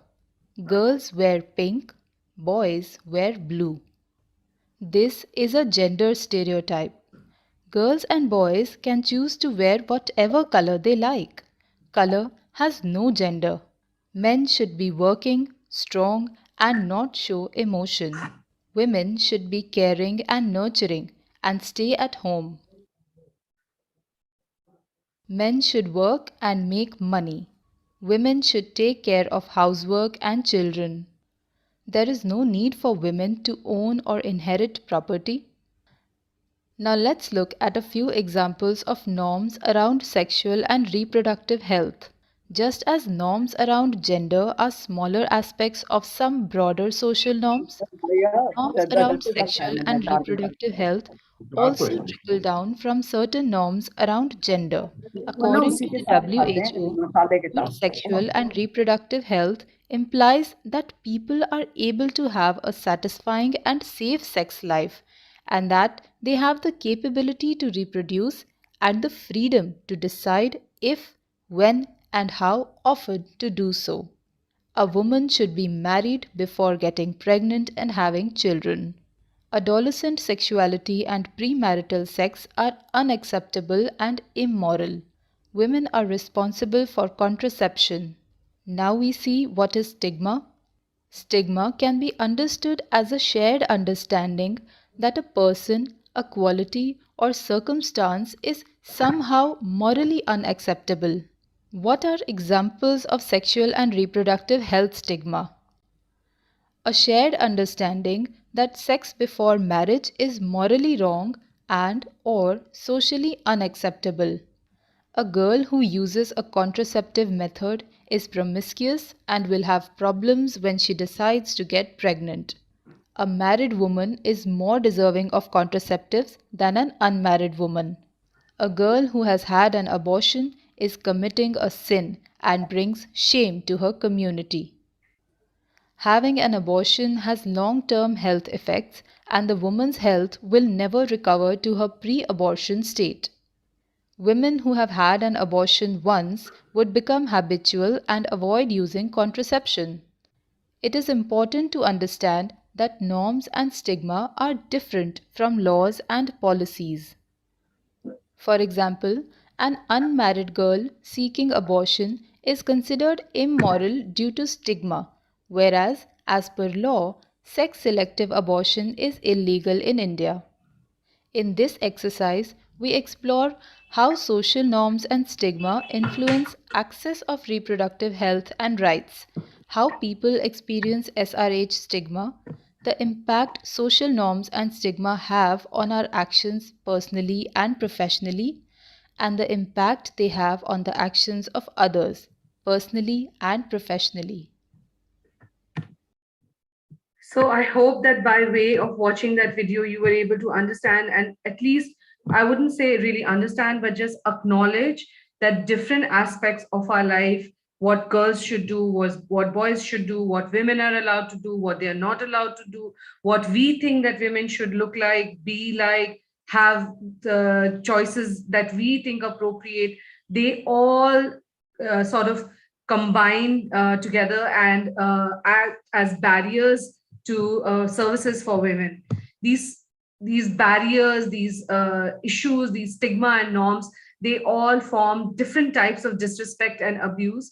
WHO categorizes them into 7 broad categories.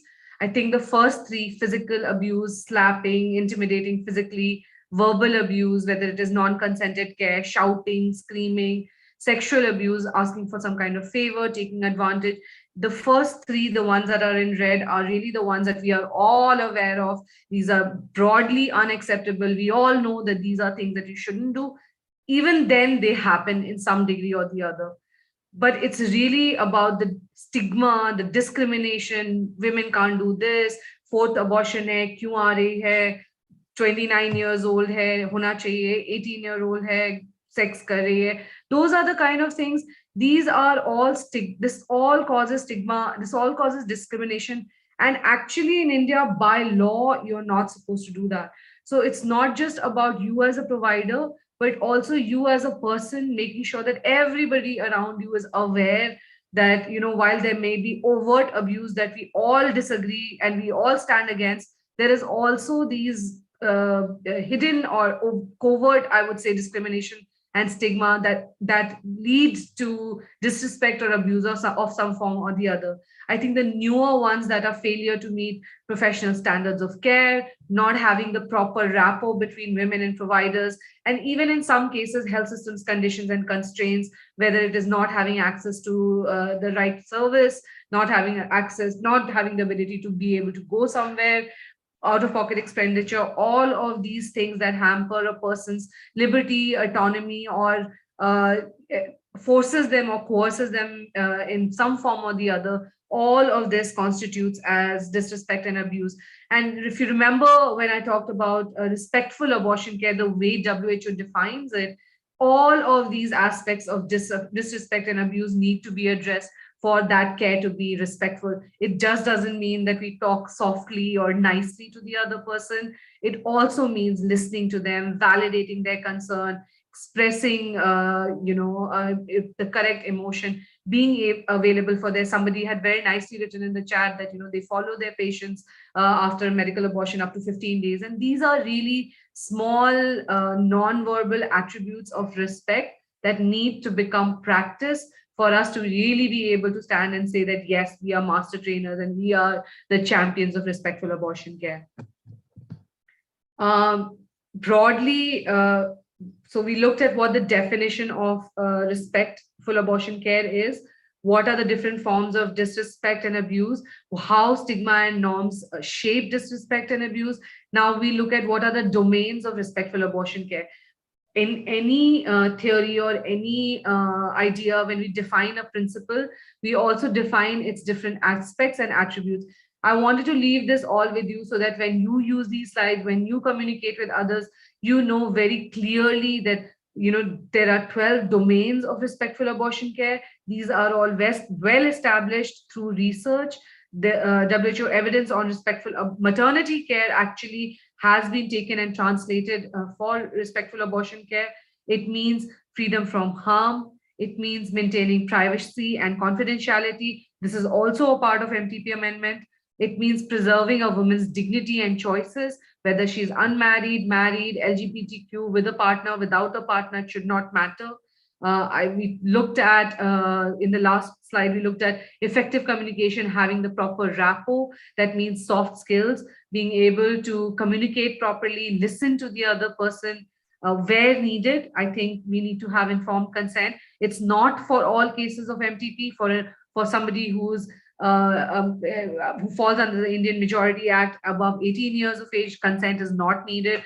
Husband's consent is not needed. I think women are empowered enough to be able to make their own decisions. We as women or men have to be able to respect that as well. We have to provide access to continuous support. I think abortion is a very, very significant point in any woman's life. It might be a difficult decision. It might be a decision that she did not want. It could be spontaneous. It can be any form of abortion, no matter the type, no matter the age, no matter the social status. Access to continuity of care and access to continuous support is something that we as providers need to ensure. We have to enhance the quality of services that we provide, not only interpersonal care, but also the area that you go to. I think nowadays we all have started paying a lot of attention to how people look, where you're going, is it clean? COVID at least has made us all aware of these social etiquettes, but it's important to reiterate them in terms of enhancing quality of care. Equitable care, making sure that if somebody does not have the means, whether it is public sector, it is supposed to be provided free of care. If it is private sector, then if they're paying for their services, they're only paying for services, not for judgment. So being aware of that as well, making sure that if you are motivated and you are taking that responsibility of becoming a master trainer, then those around you are equally competent and equally motivated. We looked over all the different aspects of medical, surgical, abortion. These are all revision for all of you, but making sure that this is also translated and spread as much as possible.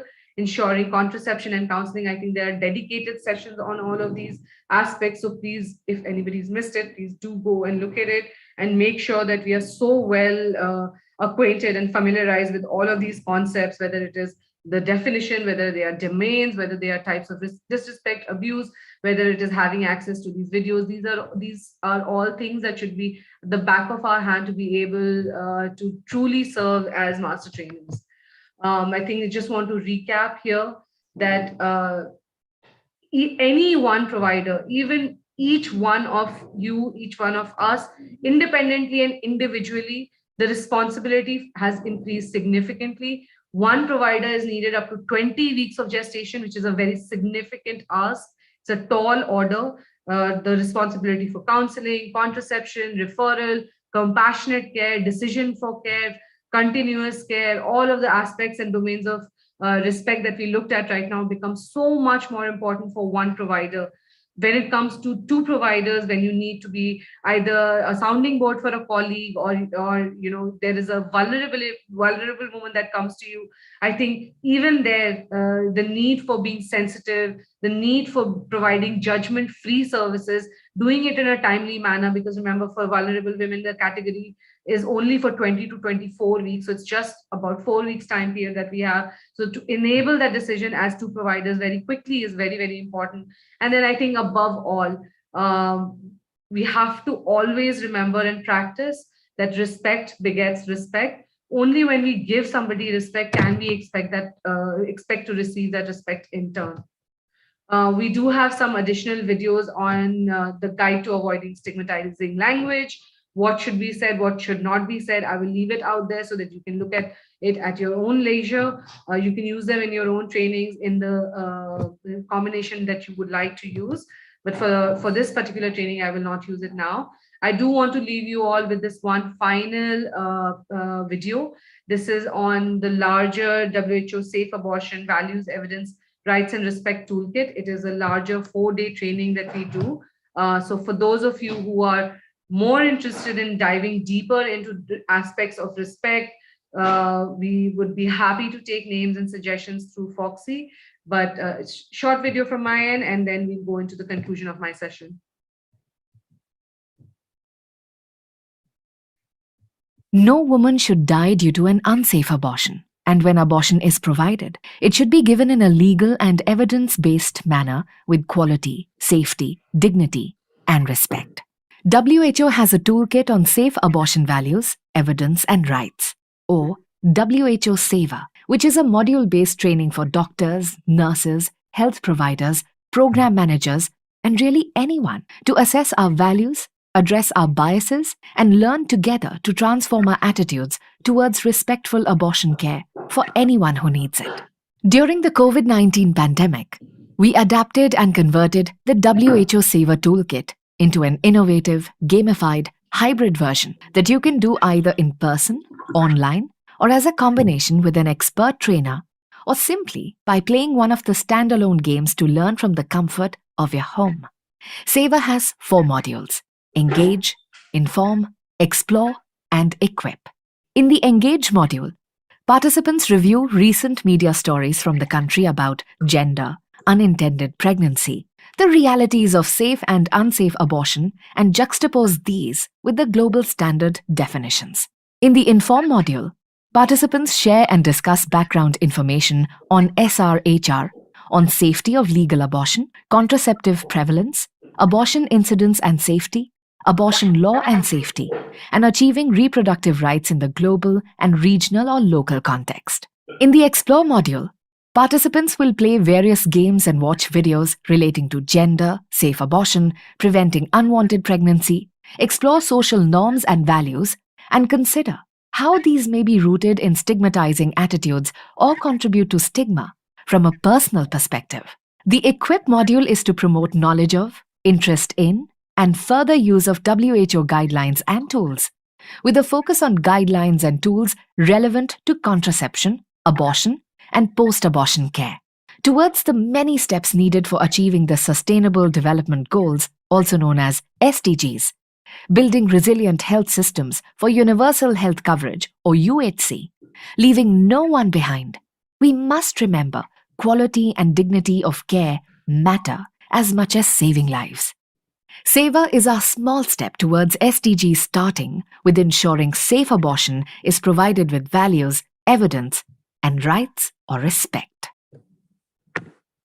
So I hope you were able to quickly see what SAVER is. The entire Respectful Abortion Care program is actually aligned with the Inform, Explore, Equip, and Engage module. So the first session that we had on MTP is really aligned with Inform.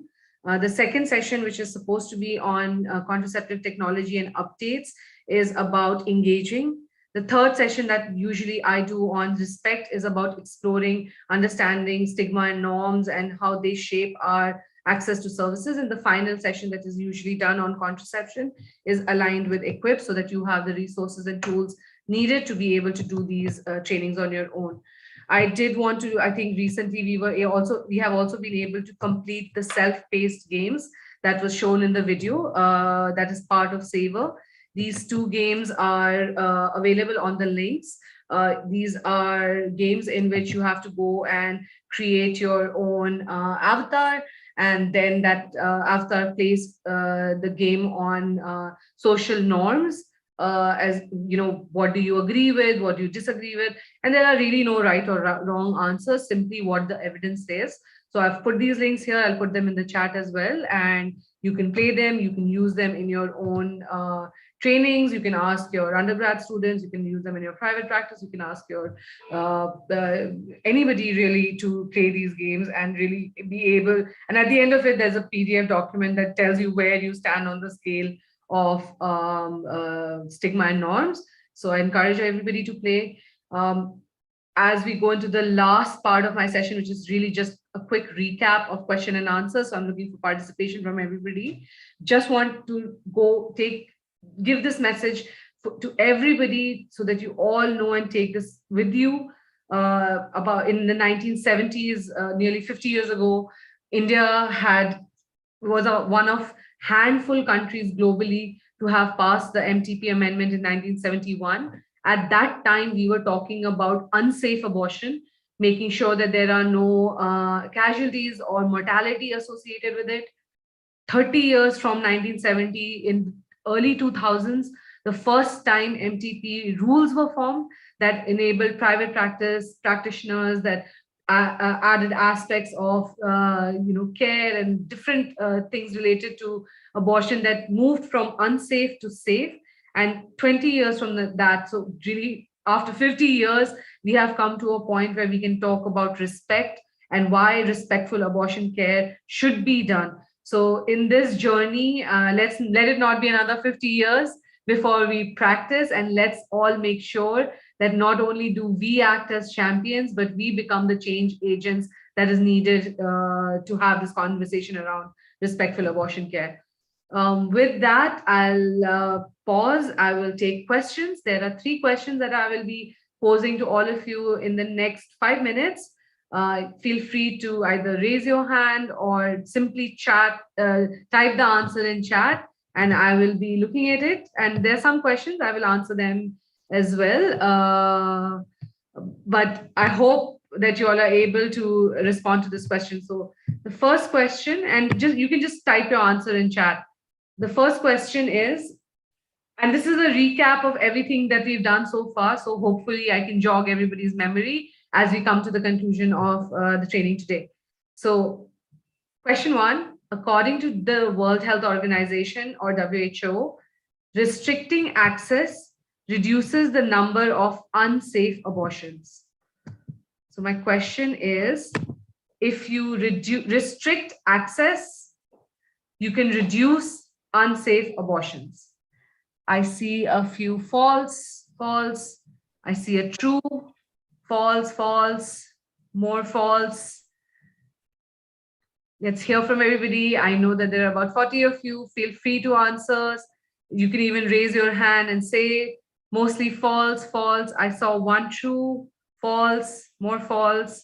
So largely we are all going with, I see. Anybody would like to unmute?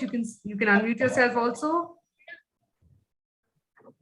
All right. So largely in summary, everybody says false. Let's see. You're right. For all those who said false, it's That true. is true. It's false. Actually, Dr. Neelam, this is the second time you attended these sessions. So you should be pro by now. कैसे इसमें हम लिखेंगे? नहीं madam, इसमें हम बोलेंगे कि ये गलत आंसर है क्योंकि WHO कैसे अगर लिखना होगा तो कैसे tell you to restrict access. What WHO does is WHO defines. रहो तरी भैया को दे। Sorry, I hope you can hear me. WHO as WHO, our role is in setting the standard. Our role is in providing definitions. Our role is in defining attributes or domains like we did for respectful abortion care. In terms of abortion, we define safety, whether it is by appropriate method or trained person, when criteria are met, whether it's considered safe or unsafe. In terms of respectful abortion care, if you remember, we defined respectful abortion care. We looked at the 7 different attributes of abuse and disrespect, and then the 12 domains of respect. So as WHO, we do not say restricting access reduces unsafe abortion. So all of you who said false, well done. For those of you who said true, doesn't matter. I hope that you're able to go back to these sessions and take home the message that as WHO, our role is really in setting the standards and norms and definitions. All right, one on MTP amendment. The MTP amendment of 2021 requires a minor less than 18 years to obtain a written consent from parent and guardian before he or she can undergo a termination of pregnancy. So my question is, if it's a minor, requires a consent from parent or guardian, parent really, before she can undergo a termination of pregnancy.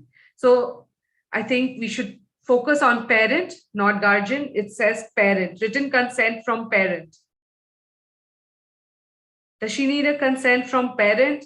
Let's focus on parent. Guardian, yes, but does she need, so let's tweak a question a little bit. Written consent from parent. Okay, so I see a lot of falses now. I think sorry? False.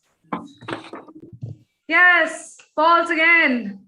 She does not need a written consent from parent. It can be any guardian. We've talked a lot about this. Please do not confuse with POXO. POXO reporting is still there. What it needs is written consent from any guardian, not parent. I think this is a trick question, and Ajay has very nicely pointed that one out to me. But that's what it is. We have to really think about, what we constitute as parents or what constitutes as guardians. Not every answer is always a right or a wrong. There may be a gray zone, but being aware that these gray zones exist is more important. All right, this is my final one before I say bye-bye to everyone on a Saturday. My last question is, 30-year-old woman who's recently divorced wants to get an abortion at 22 weeks. As a provider, it is your responsibility to tell her to continue this pregnancy. All right. Yes. No, false, no. नहीं, एक minute More no's. No. False. True. Excellent. I think that the message on values is absolutely clear now. It's not our responsibility to tell anybody what they should or they should not be doing. What we should be discussing is hearing their perspective, hearing their point of view, providing them with the right support and service that they need as per their choice. You can counsel them, you can talk to them, you can provide them with any kind of, if you need to with any therapy or any such thing, you can do that. But it is not our place to tell them what they should or they should not be doing. So with that, I think this was the perfect answer for everybody. Everybody got this one right. So I'm happy that we were all able to at least take one key home, one message, that it's not our job. Our job is really, abortion is legal.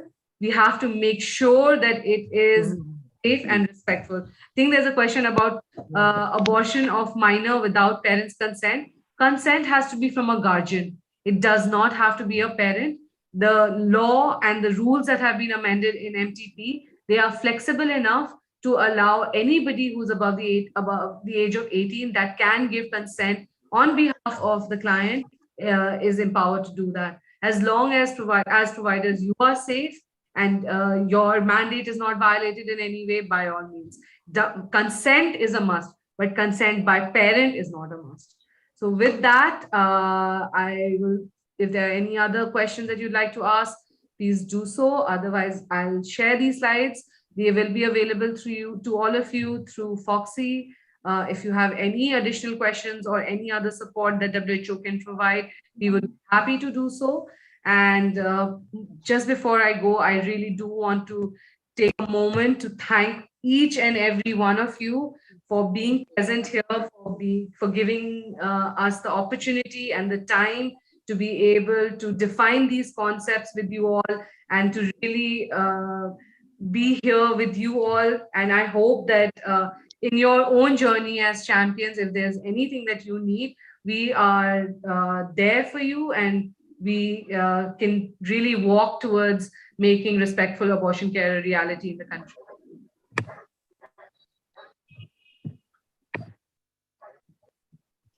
Yeah, thanks a ton, Priya. That was absolutely awesome. Email address. And across the 5, TOTs that we have had, the twister always twists, which is very interesting. And it's a good thing because it gives us an opportunity to reiterate, and I think that's the best way to do that and move forward. So with that, we'll move on to the last session for the evening, which is related to the operational part, and which is very critical for each one of you to know, because being the master trainers, having attended this TOT program, how to take the program forward is the next step after having attended and heard all that we had to share so far.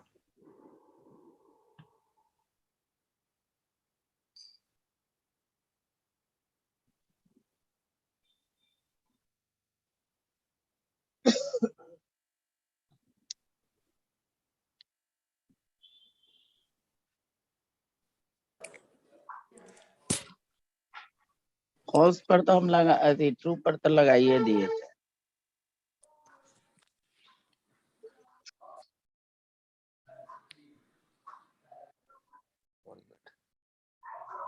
So there's been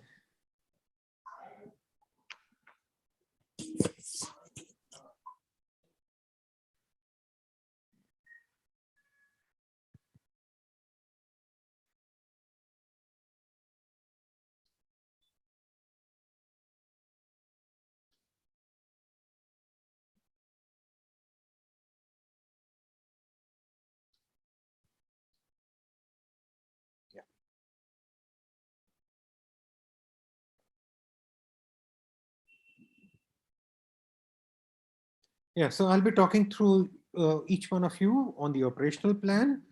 Our goal essentially is to ensure that we reach all the 262 plus societies here in India, which constitutes 37,000 members and almost 500 master trainers, and almost 45 or 50 of you here are also part of this 500 strong master trainer list that we have. And the responsibility and onus will be on each one of you to carry forward this program in your respective societies and arrange for programs to be carried out for the fellow Foxians to be oriented on the new MTP amendments, as well as the respectful abortion care as it is called now. Training sessions each society to hold an RAC online training program to orient all your colleagues there. And we are requesting that all society meetings and training programs on RAC are completed by April 2022. This is mandated in terms of the agreement that we have with the deliverables of the program. So please plan your sessions ASAP as soon as possible and block the Zoom slots, which I'll talk about in a minute. PPTs, all of you have requested for the same, and needless to say, even without request, each one of you would be getting a copy of this with a condition that when you are presenting and using these PPTs for your sessions, no changes or additions or deletions are allowed in the slides. You have to use them as is. You can introduce yourself verbally before starting your session. Do not add any slide of your introduction to the entire slide which we are going to share. Once a training session date and time is fixed, please let us know. We will arrange for the master trainers from your society who have been trained for us. Either you can do it or we will arrange the master trainers from the national pool of 350 people that we have right now. 2 trainers are expected to complete all the 5 topics which we have talked about. Actually 4 topics. The 5th one is mainly the operational plan, which will not be applicable when you do the society training. Running of the sessions, 1 national observer will be present during your session, whose job will not be anything else other than just guiding through and listening through what is happening and stepping in if required to, answer something which the faculty has not been able to do so. Adhere to the top time which has been allocated, the topic which has been allocated, and the sequence of the topics do not change as per the agenda. Allow time for taking questions and have a discussion as we have been having today.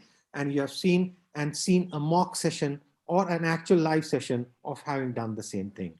Please ensure that you keep reminding each and every one that registration and pre-test, post-test and feedback are compulsory for getting your certification. Registration and pre-test is the reason why you are here to begin with. Post-test and feedback will come once you leave the meeting. I will talk about in a minute. Please ensure that all correspondence to us is only through email. The email is given at the bottom, and the email is the one through which you came to know about this program to begin with. WhatsApp is great, but I'm not too great with WhatsApp. So there may be a delay in communication. Best is to reach out on email. There is a dedicated team who will ensure that you are attended to and a reply to you is given. Please make note of the last point here. Honorariums have been allocated for all master trainers who will be carrying out their sessions in these societies. Okay.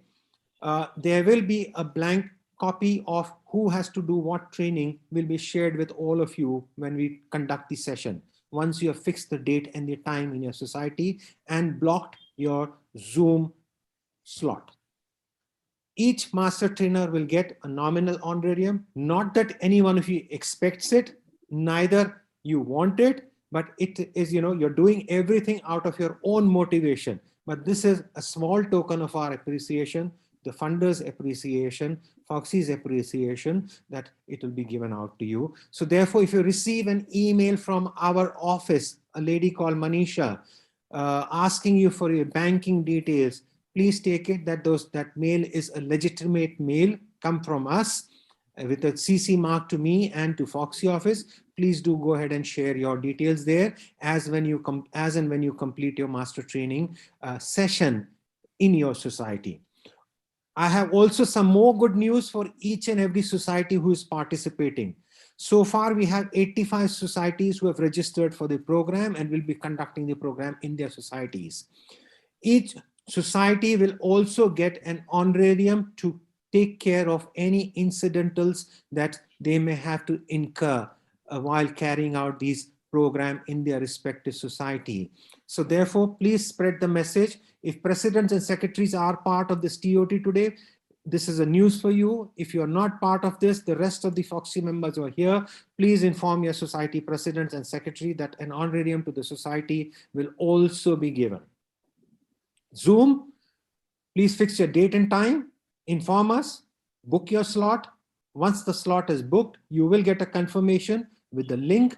Share the link with all your society members to go and register and join in on the appointed date. Post-test and feedback links will be following at the end of the session. You will have to use your own slides, which is the slide when we send you the link, download them.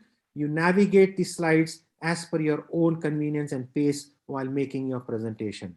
Screen share on Zoom will be allowed for you as a faculty, and therefore you can go ahead and do the same for your session that you will be conducting there. Needless to say, once again to repeat, registration and pre-test is the reason why you're here. Post-test and feedback is something which you will complete at the end of the session today. The procedure for filling in post-test and feedback at the end of the session is essentially, I'll talk in a minute. Abortion, as we all have learned and know, is legal, and therefore let's make it safe and respectful for the women of our country.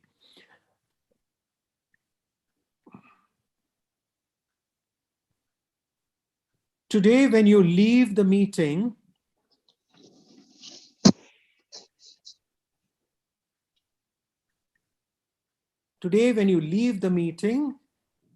you will get the following pop-up on your screen. This pop-up, please click continue. When you click continue, you will be taken to the site on which you can submit the post-test and feedback. If everyone has understood this and is not clear, you can ask me again. Let me repeat. You have to click continue after you leave the meeting today. Has everybody understood that and is clear? Please put in the chat box, yes, yes, yes. If no, I can explain it again. Please click on continue at the end of the section. Yes, yes. Great, thank you. But those who are not able to complete this at the end of the session for any reason related to internet, please do not worry. We will identify each one of you who has not submitted, and a link will be sent to you for submission so that your process is complete and you become eligible for the certificate. I need to share one more aspect of the program with you because this is important for each one of you to know how the process of nominating yourself as a trainer will happen going forward.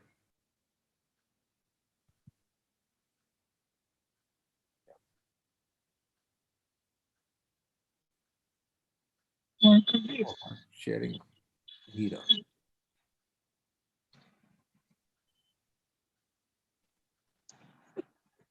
Yeah, Jamuna, Dheera is all the time on our minds, you know.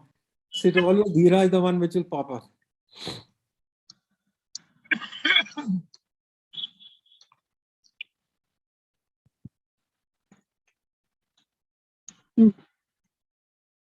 और ले देखो और भी है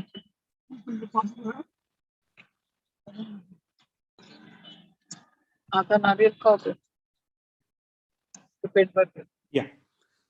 But what we will share with you going forward when we require master trainers for any session, a blank copy of like this will come to you on email, which will have the date and which will have the time of the session. You can volunteer to add your name and email to which session you would like to conduct.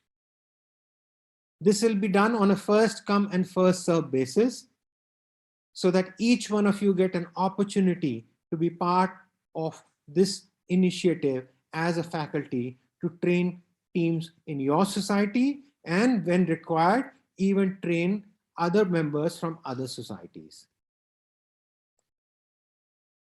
So that's all that I have to share with each one of you. If there are any questions, we will be happy to answer them. Priya is still there. So any technical bit is there, we can address that. Any operation bit related, we can address that. If not, we can perhaps call this meeting to a close after you have raised your hand. So we have Rekha, you have something to ask? Please go ahead. Yeah, sir, actually, I just wanted to know when we are terminating pregnancy after 24 weeks of gestation, do we need to give MTP number to these women? Because it will be more than 24 weeks. We have made, like, the board will be made and the decision will be taken by the medical board. But do we need to give them MTP number? Yeah. Priya, your forte. Yes, answer is yes. Yes. Even if it is after 24 weeks, decision is by a board. In India, we are calling it termination of pregnancy and not an abortion. So it does not, the concerns about viability do not come into play in this situation.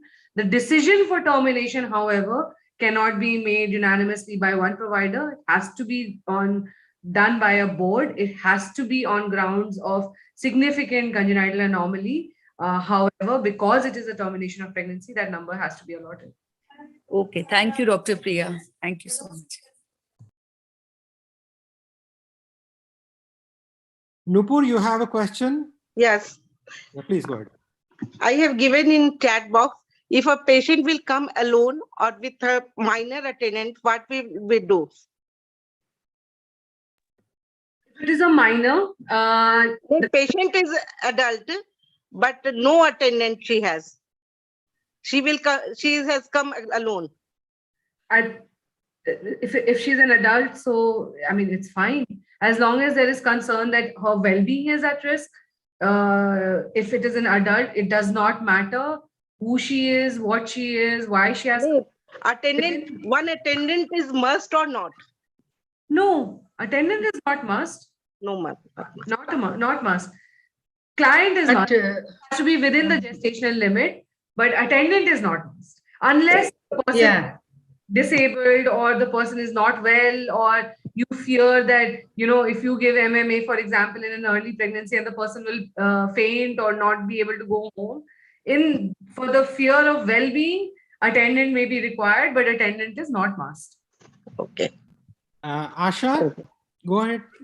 Yes, I want to know, in case of a minor, some person comes with her, and if he is not related with her, then in the long process, how can we identify the person is related to him as a guardian? Should we take the Aadhaar card or some identity mark of that person for next record?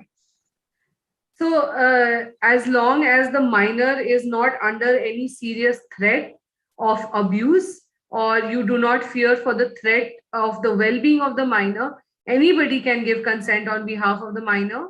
I think that was the last question. There is no, as long as the minor or the girl is protected, and it is not that she's being coerced into making that decision, her safety, there's no form of abuse associated with it, that anybody can give consent. It's not necessary that the person has to record or give an Aadhaar card. It's usually not the practice. But if you feel that it puts you at risk as a provider for some reason, and such a case might come into limelight in the future, or if there is a violation of POCSO in any form, then you can ask, but that is not common practice.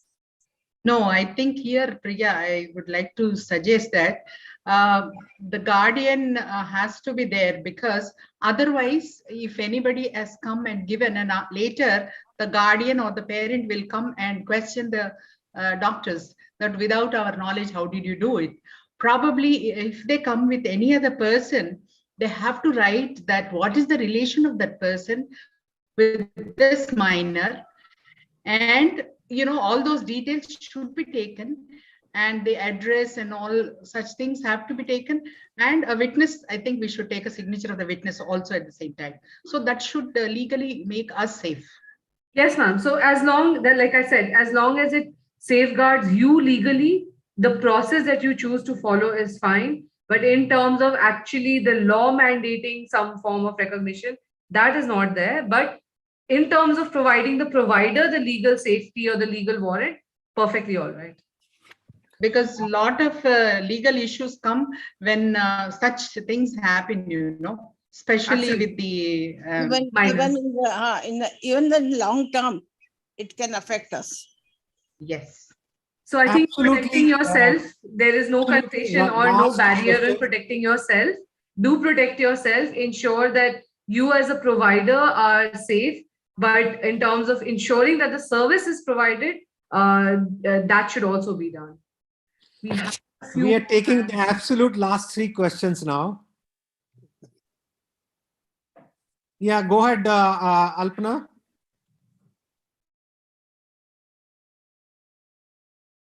Looks like she's dropped off. Shashikala, go ahead with your question, please. Sir, if the fetus is alive after birth, like even 23, 24 weeks, and the mother doesn't want it, then how do we go about? After the procedure, like 22, 23 weeks, 24 weeks, sometimes they survive. So incomplete abortion. No. She termination. meant to say, Priya, that she has aborted 22 weeks pregnancy, but the fetus is alive. It's breathing. So in such situations, what she should do? Yes. Thank you, ma'am, for clarifying the question. I feel like that's above my pay grade to answer. Yeah. No, we have got a twister, Priya. We have got a twister now. No, but I have to say, I think in terms of what we can say safely, whether it's alive or, I mean, those clinical aspects, I do not have the mandate to go into. But what I can say, if it is coming to you in such a situation, if it falls between 20 to 24 weeks, the second opinion of another gynecologist or another provider is required, and a consultation perhaps with somebody else to be able to decide should be the way to go, and it should not fall on one provider themselves to take the responsibility for or be accountable for such a situation. So if you are in a condition where it comes to you, it's not your sole responsibility, reach out to other people. I think there is a whole spew of extraordinary experts within the Foxy network who are able to come to your support and help you out in situations like this. So I would go to people that I know of and seniors and mentors within the network for advice. No.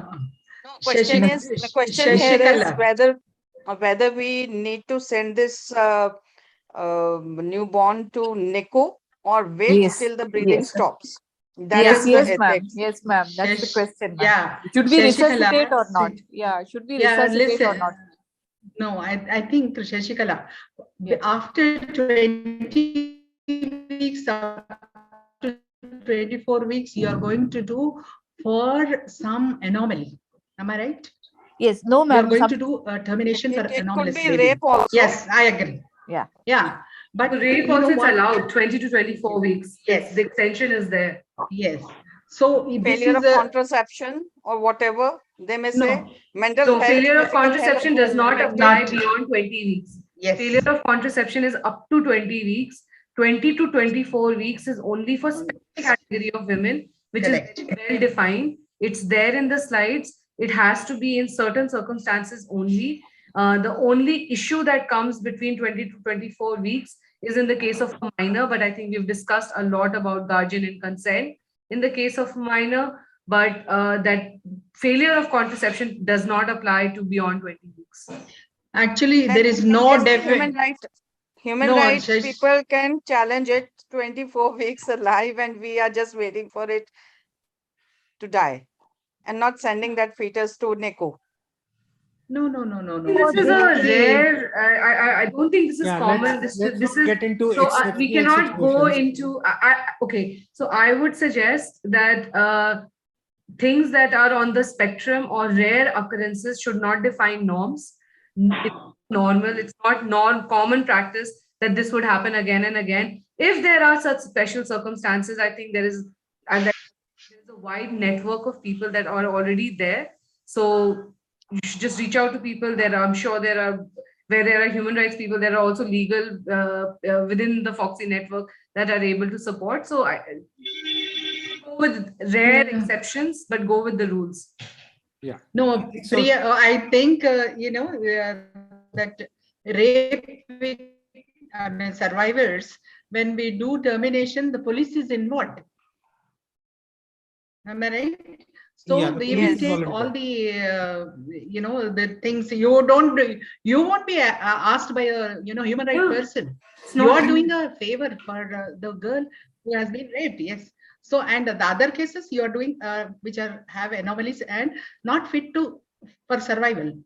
So I don't think it is your human right question will not come here, I think. Yeah, and it's an isolated, rare occurrence, and therefore Yes. it needs to be taken in that spirit. Okay, so with that we come to the end of the session, and one last bit for Arivarsi. Yeah, Sai. Okay, you are not getting the pop-up because you have not left the meeting. You have to leave the meeting to get the pop-up. Okay, so with that, thank you very much, each one of you, for a wonderful interactive session. Thank you, Jamuna, for pitching in constantly and helping us, navigate through this question answer. And a huge thank you once again, Priya, and the entire WHO team for standing shoulder to shoulder with us and giving us the means to be able to conduct all that we have been able to do so. Have a lovely evening, each one of you, and thank you very much. Thank you. Bye-bye. Bye-bye. Thank you.